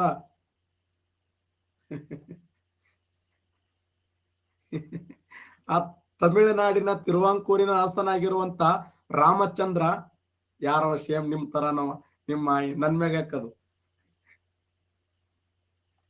ಆ ರಾಮಚಂದ್ರ ಏನ್ ಮಾಡಿದ ಅಂದ್ರೆ, ಇಲ್ಲ ನಾ ಕೋಟೆ ಕಟ್ತೀನಿ ಅಂದ, ಕಟ್ಟ ಬೇಡ ಅಂದ ಟಿಪ್ಪು. ಅವಾಗ ಸ್ಕೆಚ್ ಹಾಕಿದ, ಏನೋ ಅಲ್ಲಿ ಸ್ವಲ್ಪ ಬ್ಯಾರೆ ನನಗೆ ಸಂಶಯ ಬರಾಕತ್ತದಂದ ಟಿಪ್ಪು. ಸಂಶಯ ಬರ್ಲಕ್ಕೇನ ರಾಮಚಂದ್ರನಿಗೆ ಬ್ರಿಟಿಷರ ಬೆಂಬಲ ಇತ್ತು. ಅಷ್ಟು ಸುಲಭವಾಗಿ ಸುತ್ತಮುತ್ತ ಕೇಳಿದ ರಾಮಚಂದ್ರ ಹಿಂಗೆ ಜಗಳ ತೆಗಿತಾನ, ಇಲ್ರಿ ಅದೆಲ್ಲ ಜಗಳ ತೆಗಿತು, ಸುಮ್ನೆ ಯಾರ ಅದಕ್ಕೆ ಬೆಂಬಲ ಇರಬೇಕು, ಅದಕ್ಕೆ ಹಿಂಗ್ ಮಾತಾಡಕತ್ತ ನಾನು. ಅವಾಗ ಟಿಪ್ಪು ಸುಲ್ತಾನ್ ಅಂದ, ರಾಮಚಂದ್ರನ ಮೇಲೆ ನೇರವಾಗಿ ದಾಳಿಯನ್ನ ಮಾಡುವಂತ ಸಮಯದಲ್ಲಿ ಜನರಲ್ ಮಡೋಜ್ ಅನ್ನುವಂತ ವ್ಯಕ್ತಿ ಬರ್ತಾನೆ. ಜನರಲ್ ಮಡೋಜ್ ಅನ್ನುವಂತ ವ್ಯಕ್ತಿ ಬಂದು ಟಿಪ್ಪು ಸುಲ್ತಾನ್ಗಂತಾನೆ, ನೀನು ಒಂದು ವೇಳೆ ಆ ತಿರುವಾಂಕೂರಿನ ರಾಮಚಂದ್ರನ ಮೇಲೆ ದಾಳಿ ಮಾಡುವುದಾದರೆ ನಾವು ಅವನ ಮೇಲೆ ಅವನಿಗೆ ಸಪೋರ್ಟ್ ಕೊಡ್ತೀವಿ ಅಂತ. ಟಿಪ್ಪು ಸುಲ್ತಾನ್ ಅಂತಾನ, ಲೇ ದಡ್ಡ, ರಾಮಚಂದ್ರನ ನನಗೆ ಅವಶ್ಯಕತೆ ಇಲ್ಲ, ನೀವು ನನಗೆ ಬೇಕು. ರಾಮಚಂದ್ರನ ಮೇಲೆ ದಾಳಿ ಮಾಡಿದ್ರೆ ನೀವು ಬರ್ತಾರಂತೇಳಿ ಅವನ ಮೇಲೆ ದಾಳಿ ಮಾಡಿವಿ, ಬಂದು ಬಿಡು ಓಮರೆ ಅಂದ ಟಿಪ್ಪು ಸುಲ್ತಾನ್. ನಾ ನಿನ್ನ ಸಲುವಾಗಿ ಅಟ್ಯಾಕ್ ಮಾಡೋ ಸಲುವಾಗಿ ನಾನು ರಾಮಚಂದ್ರನ ಮೇಲೆ ದಾಳಿ ಮಾಡಿದೆ, ನಾ ಹೆಂಗ್ ಯುದ್ಧ ಮಾಡ್ಬೇಕಂತ ವಿಚಾರ ಮಾಡಿದ್ದೆ, ನಾ ಹೆಂಗಾರ ನಿಮ್ ಜೊತೆ ದಾಳಿ ಮಾಡ್ಬೇಕಂತ ವಿಚಾರ ಮಾಡಿದ್ದೆ, ನೀವೇ ಬಂದ್ರಿ, ಬಂದೇ ಬಿಡ್ರಿಲೆ ಅಂದ ಟಿಪ್ಪು ಸುಲ್ತಾನ್. ಅವಾಗ ಮಡೋಜ್ ಅಂದ, ಇದೇನ ಮರಿ, ನಾವ್ ಯುದ್ಧ ಮಾಡ್ಬೇಕಂತ ನಾವು ಸ್ವಚ್ಛ ಸ್ಕೆಚ್ ಹಾಕಿದ್ರ ಇವ ನಮ್ಕಿಂತ ಮುಂಚೆ ನಮ್ಯಾಗ ದಾಳಿ ಮಾಡ್ಬೇಕಂತ ಸ್ಕೆಚ್ ಹಾಕಿನಲ್ಲ ಅಂತ. ಯಾರ ಸ್ವಲ್ಪ ಬಿಚ್ಚ ಹೇಳ್ರಿ, ಇದಕ್ಕಿಂತ ಹೆಚ್ಚಿಗೆ ಏನ್ ಹೇಳ್ತಾರ, ಮತ್ ಬಿಚ್ಚ ಹೇಳ್ರಿ ಅಂತ. ಇನ್ನೊಂದ್ಸರಿ ಹೇಳ್ತೀನಿ ನೋಡು, ಮತ್ತೇನ್ ಹೇಳ್ತಾರ ಬಿಚ್ಚಿ. ಮೂರನೇ ಆಂಗ್ಲೋ ಮೈಸೂರು ಯುದ್ಧ 1791ರಿಂದ 1792. ಆ ತಿರುವಾಂಕೂರಿನ ಅರಸನಾಗಿರುವಂತ ರಾಮಚಂದ್ರ ಏನ್ ಮಾಡಿದ ಅಂದ್ರ, ಟಿಪ್ಪು ಸುಲ್ತಾನ್ ಏರಿಯಾದಾಗ ಕೋಟೆ ಕಟ್ಟಕ್ ಶುರು ಮಾಡಿದ. ಭೂಮಿ ಹಡ್ಡಿದಂಗ್ ಮಾಡೋದು, ಕೆದರಿದಂಗ ಮಾಡುದು, ಆ ಕಡೆ ನೋಡಿದಂಗ ಮಾಡುದು, ಈ ಕಡೆ ನೋಡಿದಂಗ ಮಾಡುದು. ಯಾರ್ಲೇ ಹಿಂಗ್ಯಾಕ್ ಮಾಡ್ತಾನಂತ. ಇಲ್ರಿ ಆ ತಿರುವಂಕುಶ ರಾಮಚಂದ್ರ ಅದನಂತ. ಅವಾಗ ಟಿಪ್ಪು ಸುಲ್ತಾನ್ ಕೇಳಿದ, ಇಲ್ಯಾಕ ಕೋಟೆ ಕಟ್ಟಕತ್ತಿಯಪ್ಪ ಅಂದ. ಅವನ ಕಟ್ಟವನೇ ನೋಡು ಅಂದ. ಕಟ್ಟು ಬೇಡ ಅಂದ. ಕಟ್ತಿ ನೋಡು ಅಂದ. ಕಟ್ಟಿದರೆ ನಿನ್ನ ಮೇಲೆ ಯುದ್ಧ ಸಾರಲಾಗುತ್ತದೆ. ಗೊತ್ತಿತ್ತು ಟಿಪ್ಪು ಸುಲ್ತಾನನಿಗೆ ರಾಮಚಂದ್ರ ಅಷ್ಟು ಸುಲಭವಾಗಿ ನನ್ನ ಯುದ್ಧ ಮಾಡೋ ಮನುಷ್ಯ ಅಲ್ಲ, ಇವನಿಗೆ ಯಾರ್ದೋ ಬೆಂಬಲ ಇದೆ ಅಂತೇಳಿ ನೇರವಾಗಿ ರಾಮಚಂದ್ರನ ಮೇಲೆ ದಾಳಿ ಮಾಡಿದಾಗ ಮಡೋಜ್ ಬಂದಂತಾನೆ, ಒಂದು ವೇಳೆ ಟಿಪ್ಪು ನೀನು ರಾಮಚಂದ್ರನ ಮೇಲೆ ದಾಳಿ ಮಾಡಿದರೆ ನಾನು ಬರುತ್ತೇನೆ ಅಂದ.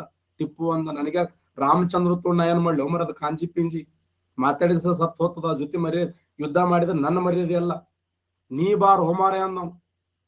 ನೇರವಾಗಿ ಟಿಪ್ಪು ಸುಲ್ತಾನ್ ಮತ್ತು ಮಡೋಜನ ಮಧ್ಯದಲ್ಲಿ ಯುದ್ಧ ಪ್ರಾರಂಭ ಆಗ್ತದೆ. ಆರಂಭದಲ್ಲಿ ಹಾಡಿದ್ರೆ ಮಡೋಜನ ಕಂಟ್ಯಾಗ ಹೊಡಿತಾನೆ ಟಿಪ್ಪು ಸುಲ್ತಾನ್.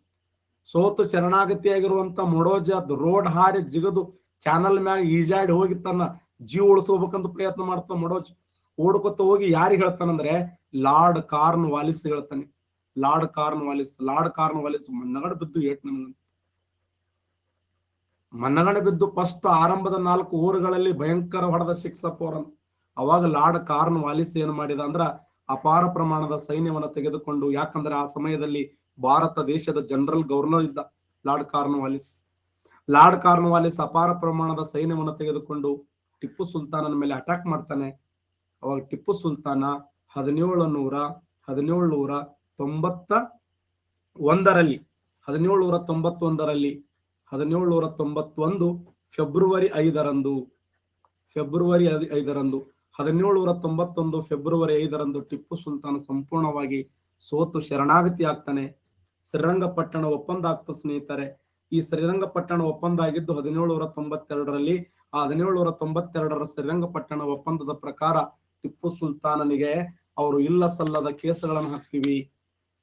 2ನೇ 3ನೇ ಆಂಗ್ಲೋ ಮೈಸೂರು ಯುದ್ಧಕ್ಕೆ ಎಷ್ಟು ಖರ್ಚಾಗ್ಯದಲ್ಲ ಅದ್ರೆಲ್ಲ ವೆಚ್ಚ ಭರಿಸ್ಬೇಕು. ನೀ ನಮಗ 330 ಲಕ್ಷ ರೂಪಾಯಿ ಅಮೌಂಟ್ ಕೊಡ್ಬೇಕು, ಇಲ್ಲ ಅರ್ಧ ಸಾಮ್ರಾಜ್ಯ ಬಿಟ್ಟು ಕೊಡು, ಇಲ್ಲ ಅಂದ್ರೆ ನಿನ್ನ ಮಕ್ಕಳನ್ನ ಒತ್ತಿ ಇಡು ಅಂತೇಳಿ ಟಿಪ್ಪು ಸುಲ್ತಾನನ 2 ಮಕ್ಕಳಾಗಿರುವಂತ ಅಬ್ದುಲ್ ಖಾಲಿಕ್ ಮತ್ತು ಮೈನುದ್ದೀನ್ ಅನ್ನುವಂತ ವ್ಯಕ್ತಿಯನ್ನ ತೆಗೆದುಕೊಂಡು ಹೋಗ್ತಾರೆ. ಟಿಪ್ಪು ಸುಲ್ತಾನಿಗೆ ಒಂದ್ ಕಡೆ ಸೋಲಾಯ್ತು, ಇನ್ನೊಂದು ಕಡೆ ತನ್ನ 2 ಮಕ್ಕಳನ್ನ ಒತ್ತೆ ಇಟ್ನಲ್ಲ. ಸಾಮ್ರಾಜ್ಯ ಬಿಟ್ಟು ಕೊಡುವಂತ ಸಂದರ್ಭ ಮಾನಸಿಕವಾಗಿ ಸಾಕಷ್ಟು ಆ ಒತ್ತಡಕ್ಕೆ ಒಳಗಾಗ್ತಾನೆ ಟಿಪ್ಪು ಸುಲ್ತಾನ್.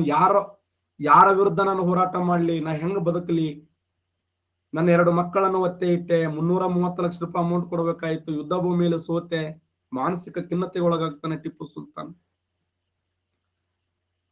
ಅದೇ ಸಮಯದಲ್ಲಿ ಟಿಪ್ಪು ಸುಲ್ತಾನ್ ಮತ್ತೆ ಯುದ್ಧಕ್ಕೆ ಸನ್ನದ್ಧಾಗಬೇಕು ಅಂತೇಳಿ ಸ್ಕೆಚ್ ಹಾಕ್ಲಕ್ ಪ್ರಾರಂಭ ಮಾಡ್ತಾನೆ. ಅದನ್ನೇ ನಾವು 4ನೇ ಆಂಗ್ಲೋ ಮೈಸೂರು ಯುದ್ಧ ಅಂತ ಕರಿತೀವಿ. 4ನೇ ಆಂಗ್ಲೋ ಮೈಸೂರು ಯುದ್ಧ 1799. ಟಿಪ್ಪು ಸುಲ್ತಾನ ದೇಶಿ ಅರಸರಿಗೆ ಪತ್ರ ಬರಿತಾನೆ, ಹೈದರಾಬಾದ್ ನಿಜಾಮಕ್ಕೆ ಪತ್ರ ಬರಿತಾನೆ, ಮರಾಠರಿಗೆ ಪತ್ರ ಬರಿತಾನೆ, ಉತ್ತರ ಭಾರತ ಬಹುತೇಕ ರಾಜ್ಯರಿಗೆ ಪತ್ರ ಬರಿತಾನೆ. ನೋಡ್ರಪ್ಪ, ಬಹಳ ಕಷ್ಟದಲ್ಲಿದ್ದೀನಿ, ನನಗೆ ಹೆಲ್ಪ್ ಮಾಡ್ರಪ್ಪ, ಸಹಾಯ ಮಾಡ್ರಪ್ಪ, ನಾವೆಲ್ಲರೂ ಕೂಡಿ ಬ್ರಿಟಿಷರನ್ನು ಸೋಲಸಮ್ಮ ಮರಯ್ಯ, ಮುಂದಿನ ದಿನಮಾನಗಳಲ್ಲಿ ಅವರು ನಮಗೆ ಮುಳುವಾಗ್ತಾರೆ, ಅವ್ರ ಗ್ಯಾರಂಟಿ ನಮ್ಮನ್ನು ಹೊಡಿತಾರೆ, ನಮ್ಮನ್ನು ಸೋಲಿಸ್ತಾರೆ, ನೀವು ಎಲ್ಲರೂ ಒಂದಾಗ ಯಾವೊಬ್ಬ ದೇಶಿ ಅರಸನು ಕೂಡ ಟಿಪ್ಪು ಸುಲ್ತಾನನಿಗೆ ಸಹಾಯವಾಗಿ ನಿಲ್ಲುವುದಿಲ್ಲ ಅಂತ. ಅವಾಗ ಟಿಪ್ಪು ಸುಲ್ತಾನ್ ಅಂತಾನೆ, ದೇಶಿ ಅರಸರು ನಮ್ಗೆ ಹೆಲ್ಪ್ ಮಾಡಂಗಿಲ್ಲ ಅಂದ್ರೆ ನಾನು ವಿದೇಶಕ್ಕೆ ಪತ್ರ ಬರಿತೀನಿ ಅಂತೇಳಿ ರಷ್ಯಾ ದೇಶಕ್ಕೆ ಪತ್ರ ಬರಿತಾನೆ, ಫ್ರಾನ್ಸ್ ದೇಶಕ್ಕೆ ಪತ್ರ ಬರಿತಾನೆ, ಟರ್ಕಿ ದೇಶಕ್ಕೆ ಪತ್ರ ಬರಿತಾನೆ. ತನ್ನ ರಾಯಭಾರಿಗಳನ್ನ ರಷ್ಯಾ ದೇಶ, ಫ್ರಾನ್ಸ್ ದೇಶ, ಟರ್ಕಿ ದೇಶಕ್ಕೆ ಕಳಿಸ್ತಾನೆ. ರಾಯಭಾರಿಗಳು ಏನ್ರಿ ಅಣ್ಣ ಅಲ್ಲಿ ಏನ್ ಹೋಗ್ಬೇಕು, ಸುಮ್ ಹೋಗಂಬಾರ, ಏನ್ ಹಚ್ಚಿ ಕಿರಿಕಿರಿ ಅಂತ ಅವ್ರನ್ನೆಲ್ಲ ಹೆಲ್ಪ್ ತೊಂಬ. ಅವ್ರ ರಾಯಭಾರಿಗಳು ಎದಿ ಹೊಡೆದ್ರು, ರೊಕ್ಕ ತೊಗೊಂಡು ಹೂನ್ರಿ ಹೋಗ್ತೀವಂತ ಓಸು 4-5 ಸೇರಿ ನಡ್ರಿಲ್ಲೇ ಫ್ರಾನ್ಸ್ಗೆ ಹೋಗಮ್ಮ, ರಷ್ಯಾಕ್ ಹೋಗಮ್ಮ, ಟರ್ಕಿಸ್ತಾನಕ್ಕೆ ಹೋಗಮ್ಮ ಅಂತೇಳಿ ಭೂಮಾರ್ಗದ ಮೂಲಕ ಅವೆಲ್ಲ ಹೊಂಟು. ಫ್ರಾನ್ಸ್ ದೇಶದ ಚಕ್ರವರ್ತಿಯಾಗಿರುವಂತ ನೆಪೋಲಿಯನ್ ಬೋನಾಪಾರ್ಟನಿಗೆ ಪತ್ರ ಬರೆದಿರ್ತಾನೆ ಟಿಪ್ಪು ಸುಲ್ತಾನ್. ಓ ನನ್ನ ಪ್ರೀತಿಯ ನೆಪೋಲಿಯನ್ ಬೋನಾಪಾರ್ಟನೆ, ನಿನ್ನ ಬಗ್ಗೆ ನಾನು ಸಾಕಷ್ಟು ತಿಳಿದುಕೊಂಡಿದ್ದೇನೆ. ನಿನ್ನ ವೈರಿಗಳು ಬ್ರಿಟಿಷರು, ನನ್ನ ವೈರಿಗಳು ಬ್ರಿಟಿಷರು, ನಾವ್ಯಾಕೆ ಇಬ್ರು ಒಂದಾಗಿ ಬ್ರಿಟಿಷರಿಗೆ ನೆಲಕ್ಕೆ ಹೊಡಿಬಾರದು ಅಂತ. ನಾವಿಬ್ರು ಒಂದಾಗಿ ಬ್ರಿಟಿಷರನ್ನ ನೆಲಕ್ಕೆ ಬಡಿಬಾರದು ಅಂತ ಹೇಳಿ ಫ್ರಾನ್ಸಿನ ಚಕ್ರವರ್ತಿಯಾಗಿರುವಂತ ನೆಪೋಲಿಯನ್ ಬೋನಾಪಾರ್ಟನಿಗೆ ಪತ್ರ ಬರೆದಿರ್ತಾನೆ. ಟಿಪ್ಪು ಸುಲ್ತಾನನ ವಿದೇಶಾಂಗ ನೀತಿ ಹೆಂಗಿತ್ತು ವಿಚಾರ ಮಾಡಿ. ಅಷ್ಟೇ ಅಲ್ಲದೆ ಟಿಪ್ಪು ಸುಲ್ತಾನನ ನೆಪೋಲಿಯನ್ ಬೋನಾಪಾರ್ಟನ ಜಾಕೋಬಿನ್ ಅನ್ನುವಂತ ಸಂಘಟನೆ ಇತ್ತು. ಆ ಜಾಕೋಬಿನ್ ಅನ್ನುವಂತ ಸಂಘಟನೆಯನ್ನ ಜಾಕೋಬಿನ್ ಅನ್ನುವಂತ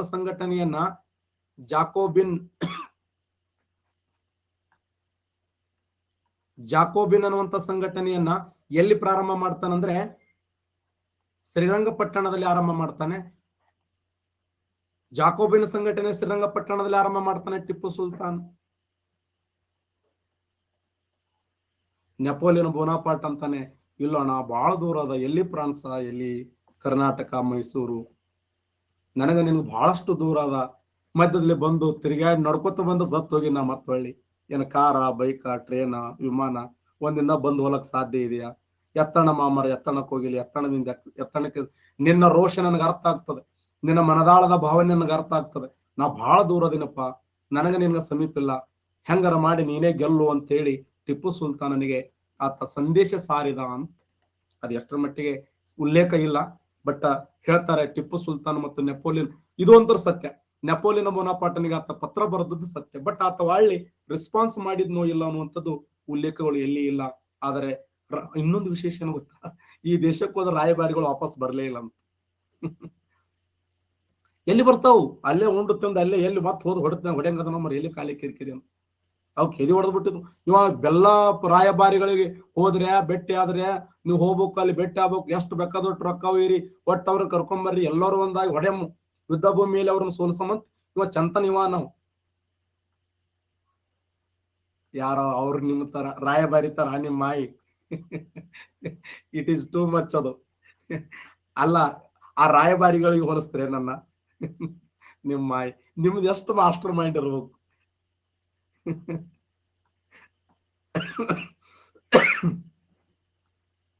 ಹೋಲಿ ಎಸ್, ಆ ರಷ್ಯಾ, ಫ್ರಾನ್ಸ್, ಟರ್ಕಸ್ತಾನದ ರಾಯಭಾರಿಗಳು ವಾಪಸ್ ಬರಂಗಿಲ್ಲ.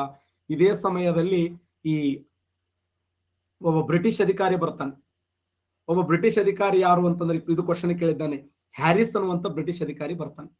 ಆ ಹ್ಯಾರಿಸ್ ಅನ್ನುವಂತ ಬ್ರಿಟಿಷ್ ಅಧಿಕಾರಿ ಶ್ರೀರಂಗಪಟ್ಟಣಕ್ಕೆ ಬಂದು ಟಿಪ್ಪು ಸುಲ್ತಾನ್ ಹೇಳ್ತಾನೆ, ಟಿಪ್ಪು ನಾವೊಂದು ಸ್ಕೀಮ್ ಜಾರಿಗೆ ತಂದಿದ್ದೇವೆ, ಆ ಸ್ಕೀಮ್ ಅನ್ನ ತಾವು ಒಪ್ಪಿಕೊಳ್ಳಬಲ್ಲಿರ ಅಂತ.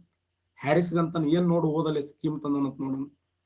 ಏನು ಸ್ಕೀಮ್ ಅಂತಂದ್ರೆ ಸಹಾಯಕ ಸೈನ್ಯ ಪದ್ಧತಿಯನ್ನ ಜಾರಿಗೆ ತಂದಿದ್ದೇವೆ.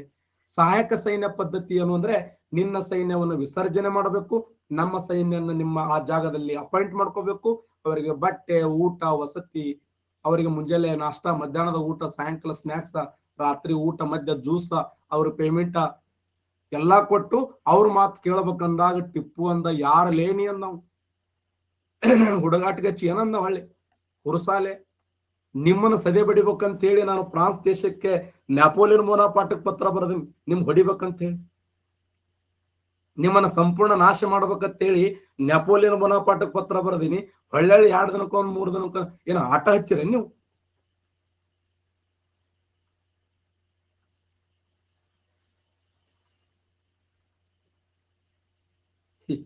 ನೋಡಿ ಯಾರಿಗೆಲ್ಲ ಕತ್ತೀರಿ ನೀವು ಅಂತ. ನಾ ಎಲ್ಲಿಂದಿನಿ? ಟಿಪ್ಪು ಸುಲ್ತಾನ್ ಹ್ಯಾರಿಸ್ಗಂದ ನಾನು. ನಾ ನಿಮ್ಗೇನ್ರ ಅಂದಿ ನಾನು? ನೀವ್ ಯಾಕೆ ಜಗಳ ತೆಗಿತೀರಿ? ಬರೇ ನಾ ಏನು ಮಾತಾಡಿದ್ರೆ ನಮಗೆ ಅಂದ್ರೆ ನಾ ಏನು ಮಾಡ ನೋಡಿ. ಟಿಪ್ಪು ಸುಲ್ತಾನ್ ಹ್ಯಾರಿಸ್ ಹೇಳ್ತಾನೆ ಏನು ಅಂತಂದ್ರೆ, ನಿಮ್ಮನ್ನ ಸದೆ ಬಿಡಬೇಕು, ನಿಮ್ಮನ್ನ ಸಂಪೂರ್ಣ ನಾಶ ಮಾಡ್ಬೇಕಂತೇಳಿ ನೆಪೋಲಿಯನ್ ಬೋನಾಪಾರ್ಟ್ಗೆ ಪತ್ರ ಬರೆದಿನಿ, ನೀವು ವಾಪಸ್ ಹೊಳ್ಳಿ ನಾ ಸಹಾಯಕ ಸೈನ್ಯ ಪದ್ಧತಿ ಜಾರಿಗೆ ತಂದೀನಿ, ದತ್ತು ಮಕ್ಕಳಿಗೆ ಹಕ್ಕಿಲ್ಲ ಎಂಬ ಪದ್ಧತಿ ಜಾರಿಗೆ ತಂದೀನಿ, ಊಟ ಮಾಡಂ ಬರ್ರಿ, ಮೈಮ್ಯಾಗ ಬಟ್ಟಿ ಬಿಚ್ಕೊಡ್ರಿ, ಏನ್ ಆಟ ಹಚ್ಚಾರೇನು ಹೊಳ್ಳಿ?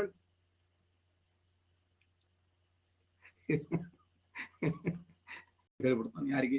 ಲಾರ್ಡ್ ವೆಲ್ಲೆಸ್ಲಿಗೆ, ಅಣ್ಣ ಹಿಂಗ್ ಬೆದರ್ಸಿದನ್ರಿ ನನಗ, ಹುಡುಗಾಟಿಗೆ ಹಚ್ಚಿ ಅಂದ ನನ್ನ, ಕುರುಸಾಲೆ ಅಂತ ಬೈದ ನನಗ, ಅಪಮಾನ ಮಾಡಿದ ನನಗ, ಬೈದ ನನಗ. ಅವಾಗ ವೆಲ್ಲೆಸ್ಲಿ ಏನ್ ಮಾಡಿದ ಅಂದ್ರೆ, ಅಪಾರ ಪ್ರಮಾಣದ ಸೈನ್ಯವನ್ನು ತೆಗೆದುಕೊಂಡು ಟಿಪ್ಪು ಸುಲ್ತಾನ್ ಮೇಲೆ ದಾಳಿ ಮಾಡ್ತಾನೆ. 2 ಕದನಗಳು ನಡೀತವೆ.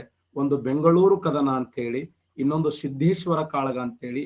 ಆ ಸಿದ್ದೇಶ್ವರ ಕಾಳಗ ಮತ್ತು ಬೆಂಗಳೂರು ಕಾಳಗದಲ್ಲಿ ಟಿಪ್ಪು ಸುಲ್ತಾನ್ ಎಲ್ಲ ಶಸ್ತ್ರಾಸ್ತ್ರ ಖಾಲಿಯಾಗಿ ಶ್ರೀರಂಗಪಟ್ಟಣಕ್ಕೆ ಬಂದು ಕುಂದಿರ್ತಾನೆ.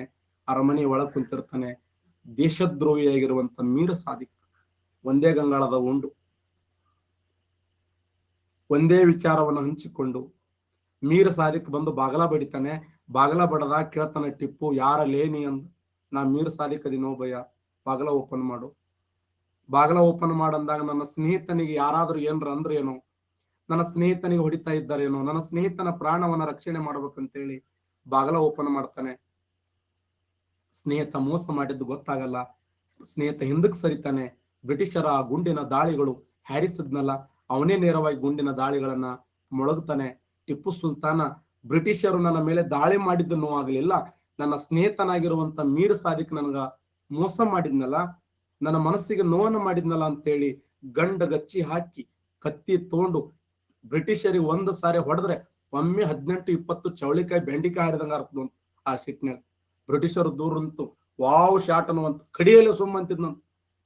ಬ್ರಿಟಿಷರ್ ಹೊಡಿತಾನಂತ ಕಿತ್ತಿ ಗಿಡದಾನಿಂದ ಆ ಕಡೆ ಜಿಗು, ತೊಡೆ ಮಂದಿ ಈ ಕಡೆ ಜಿಗು, ಕಟ್ಟಿ ಹತ್ತಾಕ್ ಸಾಧ್ಯ ಇಲ್ಲ. ಹೊಡೆದ್ರ ಒಂದ್ ಸಾರಿ ಹಿಂಗ್ ಹೊಡೆದ್ ಬಿಟ್ರ ಚೌಳಿಕಾಯಿ ಬೆಂಡಿಕಾಯಿ ಹಾರಿದಂಗ.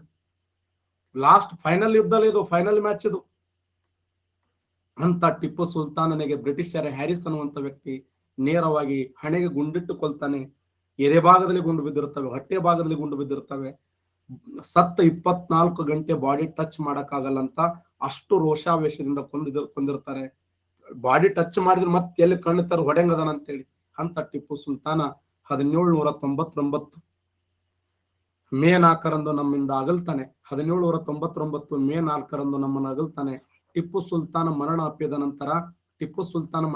ನಂತರ ಮೈಸೂರನ್ನ 4 ಭಾಗಗಳನ್ನಾಗಿ ವಿಂಗಡಿಸ್ತಾರೆ ಸ್ನೇಹಿತರೆ. ಮೈಸೂರನ್ನ 4 ಭಾಗಗಳನ್ನಾಗಿ ವಿಂಗಡಿಸ್ತಾರೆ. ಆ 4 ಭಾಗಗಳು ಯಾವಂತಂದ್ರೆ, ಕರ್ನಾಟಕ ರಾಜ್ಯದಲ್ಲಿ ಒಂದು ಭಾಗವನ್ನ ಮರಾಠರು, ಇನ್ನೊಂದು ಭಾಗವನ್ನ ನಿಜಾಮ, ಇನ್ನೊಂದು ಭಾಗವನ್ನ ಬ್ರಿಟಿಷರು, ಅಳಿದುಳಿದ ಒಂದು ಭಾಗವನ್ನ ಮೈಸೂರಿನ ಒಡೆಯರಿಗೆ ಬಿಟ್ಟು ಕೊಟ್ರು. ಟಿಪ್ಪು ಸುಲ್ತಾನ ಮರಣ ಅಪ್ಪಿದ ನಂತರ 4 ಭಾಗಗಳನ್ನ ಮಾಡಿದರು. 4 ಭಾಗಗಳ ದಿಕ್ಕುಗಳನ್ನಾಗಿ ಮಾಡ್ತಾರೆ. ಒಂದು ಭಾಗವನ್ನ ಹೈದರಾಬಾದ್ ನಿಜಾಮನಿಗೆ, ಇನ್ನೊಂದು ಭಾಗವನ್ನ ಮರಾಠರಿಗೆ, ಇನ್ನೊಂದು ಭಾಗ ಬ್ರಿಟಿಷರಿಗೆ, ಅಳಿದುಳಿದ ಒಂದು ಭಾಗವನ್ನ 3ನೇ ಕೃಷ್ಣ ರಾಜ್ಯ ಒಡೆಯನಿಗೆ ಬಿಟ್ಟು ಕೊಟ್ರು. ಯಾರು ಅಳೋರವರು? ಅಳಬಾರ್ದಂಗಲ್ಲ. ನಾ ಹಿಸ್ಟ್ರಿ ಹೇಳಾಗ 4 ಮಂದಿ ಹುಡ್ತಾರೆ, 4 ಮಂದಿ ಸಾಯ್ತಾರೆ, ನಾ ಹೇಳ್ದಾಗ ಒಮ್ಮೆ ಅಳೋದು ಖರೀದಿ ಮಾಡಿದ್ರೆ ನಿಮಗೇನ್ರ ಹೆಚ್ಚು ಕಡಿಮೆ ಆದ್ರೆ ಯಾರು ಜವಾಬ್ದಾರಿ? ಹಂಗೆಲ್ಲ ಮಾಡೋ ಸುಮ್ಕುಂದ್ರಿ. ಟಿಪ್ಪು ಸುಲ್ತಾನ ಮರಣ ಅಪ್ಪಿದ ನಂತರ ಕರ್ನಾಟಕ ರಾಜ್ಯವನ್ನ, ಕನ್ನಡ ನಾಡವನ್ನ 4 ಭಾಗಗಳನ್ನಾಗಿ ವಿಂಗಡಿಸ್ತೀವಿ. ಒಂದು ಹೈದರಾಬಾದ್ ಕರ್ನಾಟಕ, ಅಂದಿನ ಹೈದರಾಬಾದ್ ಕರ್ನಾಟಕ, ಪ್ರೆಸೆಂಟ್ ಕಲ್ಯಾಣ ಕರ್ನಾಟಕ. ಅಂದಿನ ಮರಾಠರಿಗೆ ಬಿಟ್ಟು ಕೊಟ್ಟಂತ ಕರ್ನಾಟಕವನ್ನೇ ಪ್ರೆಸೆಂಟ್ ಕಿತ್ತೂರು ಕರ್ನಾಟಕ ಅಂತ ಕರಿತೀವಿ. ಇದು ಮದ್ರಾಸ್ ಕರ್ನಾಟಕ. ಆ ಮದ್ರಾಸ್ ಕರ್ನಾಟಕದ 2 ಜಿಲ್ಲೆಗಳು ಯಾವಂತಂದ್ರೆ ಬಳ್ಳಾರಿ ಮತ್ತು ದಕ್ಷಿಣ ಕನ್ನಡ ಜಿಲ್ಲೆಗಳು. ಸಾಕಷ್ಟು ಬಾರಿ ಕ್ವಶನ್ ಕೇಳಿದ್ದಾರೆ. ಇನ್ನ ಅಳಿದುಳಿದ 9 ಜಿಲ್ಲೆಗಳನ್ನು ಒಳಗೊಂಡು ಮುಮ್ಮಡಿ ಕೃಷ್ಣ ರಾಜ್ಯ ಒಡೆಯನಿಗೆ ಅಧಿಕಾರವನ್ನು ಬಿಟ್ಟುಕೊಟ್ರು. ಅದು 3 ವರ್ಷ 5 ವರ್ಷದ ಬಾಲಕ ಮುಮ್ಮಡಿ ಕೃಷ್ಣ ರಾಜ್ಯ ಒಡೆಯನಿಗೆ 16 kg ಚಿನ್ನದ ಆಭರಣ ತಂದು ತಲೆ ಮ್ಯಾಗಿಟ್ರು.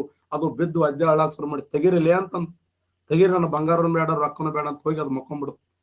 ಅದರ ಭಾರವನ್ನು ಹೊತ್ತಂತ ಹೆಣ್ಣು ಮಗಳು ಯಾರಂದ್ರೆ ಲಕ್ಷ್ಮಿ ಅಮ್ಮಣ್ಣಿ ಅನ್ನುವಂತ ಹೆಣ್ಣು ಮಗಳು. ಆ ಭಾರವನ್ನು ಹೊರತಾಳೆ. ದಿವಾನ ಪೂರ್ಣಯ್ಯ ಅವರು ಅಧಿಕಾರ ಸ್ವೀಕಾರ ಮಾಡ್ತಾರೆ. ಮೈಸೂರಿನ ಪ್ರಥಮ ದಿವಾನ್ರು ಯಾರಂದ್ರೆ ದಿವಾನ ಪೂರ್ಣಯ್ಯ ಅವರು 1799ರಲ್ಲಿ ಸಹಾಯಕ ಸೈನ್ಯ ಪದ್ಧತಿ ಒಳಪಟ್ಟಂತ 2ನೇ ದೇಶೀಯ ಮನೆತನ ಯಾವ್ದಂದ್ರ ಮೈಸೂರಿನ ಒಡೆಯ ಮನೆತನ. ಸಹಾಯಕ ಸೈನ್ಯ ಪದ್ಧತಿ ಒಳಪಟ್ಟ ಮೊದಲ ಮನೆತನ ಯಾರು? ಹೈದರಾಬಾದ್ ಮನೆತನ. 2ನೇ ಮನೆತನ ಮೈಸೂರಿನ ಒಡೆಯರು. 3ನೇ ಮನೆತನ ತಂಜಾವೂರು. 4ನೇ ಮನೆತನ ಔದದ ನವಾಬನಾಗಿರುವಂತ ಯಾಮಿನಿ ಉದ್ ದೌಲ್ ಅನ್ನುವಂತ ವ್ಯಕ್ತಿ. ಇನ್ನು 4ನೇ ಮನೆತನ ಬರೋಡದ ಗಾಯಕವಾಡ ಮತ್ತೆ ಶಿಂದಿ ಅನ್ನುವಂತ ಮನೆತನ. 5ನೇ ಮನೆತನ 6ನೇ ಮನೆತನ ಯಾವ್ದಂದ್ರೆ ಅದು ಮರಾಠರ 2ನೇ ಪೇಶ್ವೆ ಬಾಜಿರಾಯ್ ಅನ್ನುವಂತ ವ್ಯಕ್ತಿ. ಯಾರು ನಾವು ಗಂಟೆನವರು ಸಹಾಯಕ ಸೈನ್ಯ ಪದ್ಧತಿ ಸ್ವೀಕಾರ ಮಾಡ್ತಾರೆ. ಮತ್ತೆ ಸಹಾಯಕ ಸೈನ್ಯ ಪದ್ಧತಿ ಸ್ವೀಕಾರ ಮಾಡುವುದರ ಮೂಲಕ ಮೈಸೂರಿನ ಪ್ರಥಮ ಬ್ರಿಟಿಷ್ ರೆಸಿಡೆನ್ಸಿ ಯಾರಂತ ಕ್ವಶನ್ ಕೇಳೇನ. ಮೈಸೂರಿನ ಪ್ರಥಮ ಬ್ರಿಟಿಷ್ ರೆಸಿಡೆನ್ಸಿ ಯಾರಂದ್ರೆ sir Barry Close. Sir Barry Close, ನೆನಪಿಡಿ. Sir Barry Close. Sir Barry Close ಬ್ರಿಟಿಷರ ವಿರುದ್ಧ ಹೋರಾಟವನ್ನು ಮಾಡಿ ಮೊದಲ ಬಾರಿಗೆ ಜಯವನ್ನ ಸಾಧಿಸಿದ ಭಾರತದ ಪ್ರಥಮ ದೇಶೀಯ ಅರಸ ಯಾರು? ಬ್ರಿಟಿಷರ ವಿರುದ್ಧ ಹೋರಾಟವನ್ನು ಮಾಡಿ ಮೊದಲ ಬಾರಿಗೆ ಜಯವನ್ನು ಸಾಧಿಸಿದ ಪ್ರಥಮ ದೇಶೀಯ ದೊರೆ ಯಾರು? 63% ಕರೆಕ್ಟ್ ಆನ್ಸರ್ ಮಾಡಿದ್ದೀರಿ. ಹೈದರ್ ಅಲಿ ರೈಟ್ ಆನ್ಸರ್ ನೋಡಿ. ಹೈದರ್ ಅಲಿ ಹೈದರ್ ಅಲಿ ರೈಟ್ ಆನ್ಸರ್ ನೋಡಿ.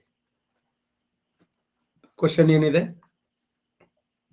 ಭಾರತ ದೇಶದ ಇತಿಹಾಸದಲ್ಲಿ ಬ್ರಿಟಿಷರ ವಿರುದ್ಧ ಹೋರಾಟವನ್ನು ಮಾಡಿ ಜಯವನ್ನು ಸಾಧಿಸಿದ ಮೊದಲ ದೇಶೀಯ ಅರಸ ಯಾರು ಅಂತಂದ್ರೆ ಹೈದರ್ ಅಲಿ. ಸಹಾಯಕ ಸೈನ್ಯ ಪದ್ಧತಿಯನ್ನು ವಿರೋಧ ಮಾಡಿದ ಮೊದಲ ದೇಶೀಯ ಅರಸ. ಸಹಾಯಕ ಸೈನ್ಯ ಪದ್ಧತಿಯನ್ನು ವಿರೋಧ ಮಾಡಿದ ಮೊದಲ ದೇಶೀಯ ಅರಸ ಯಾರು? ಸಹಾಯಕ ಸೈನ್ಯ ಪದ್ಧತಿಯನ್ನು ವಿರೋಧ ಮಾಡಿದ ಮೊದಲ ದೇಶೀಯ ಅರಸ ಯಾರು ನೋಡಿ. ಯಾಕಂದ್ರ ಮೀರ್ ಕಾಸಿಂ ಆಗಿರಬಹುದು, ಸಿರಾಜ್ ಉದ್ದೌಲ್ ಆಗಿರಬಹುದು, ಹೈದರ್ ಅಲಿ ಆಗಿರಬಹುದು, ಇವರು ಯಾರ ಕಾಲದಲ್ಲಿ ಕೂಡ ಈ ಸಹಾಯಕ ಸೈನ್ಯ ಪದ್ಧತಿ ಜಾರಿಗೆ ಬಂದೇ ಇಲ್ಲ. ಇದನ್ನು ನೆನಪಿಡಿ. ಮೀರ್ ಕಾಸಿಮನ ಕಾಲಾವಧಿ 1777 ಸತ್ತು ಹೋತಾನ. ಸಿರಾಜ್ ಉದ್ದೌಲ 1757 ಸತ್ತು ಹೋತಾನೆ. ಹೈದರ್ ಅಲಿ 1784 ಸತ್ತು ಹೋತಾನ. ಅದು ಜಾರಿಗೆ ಬಂದಿದ್ದು 1798. ಇವ್ರು 3 ಮಂದಿ ಇಲ್ಲೇ ಇಲ್ಲ. ಅಲ್ಲಿ ಅಲ್ಯಾಕ ಅವ್ರ ಮೇಲೆ ಹಾಕ್ತರಿ? ಶಾಂಗ ಬಡವಳ ಯಾರು ಮೋಸ ಅನ್ನೋದು? ಇದರ ಏನ್ ಮೋಸ ಬಂತ ಹೇಳಿ?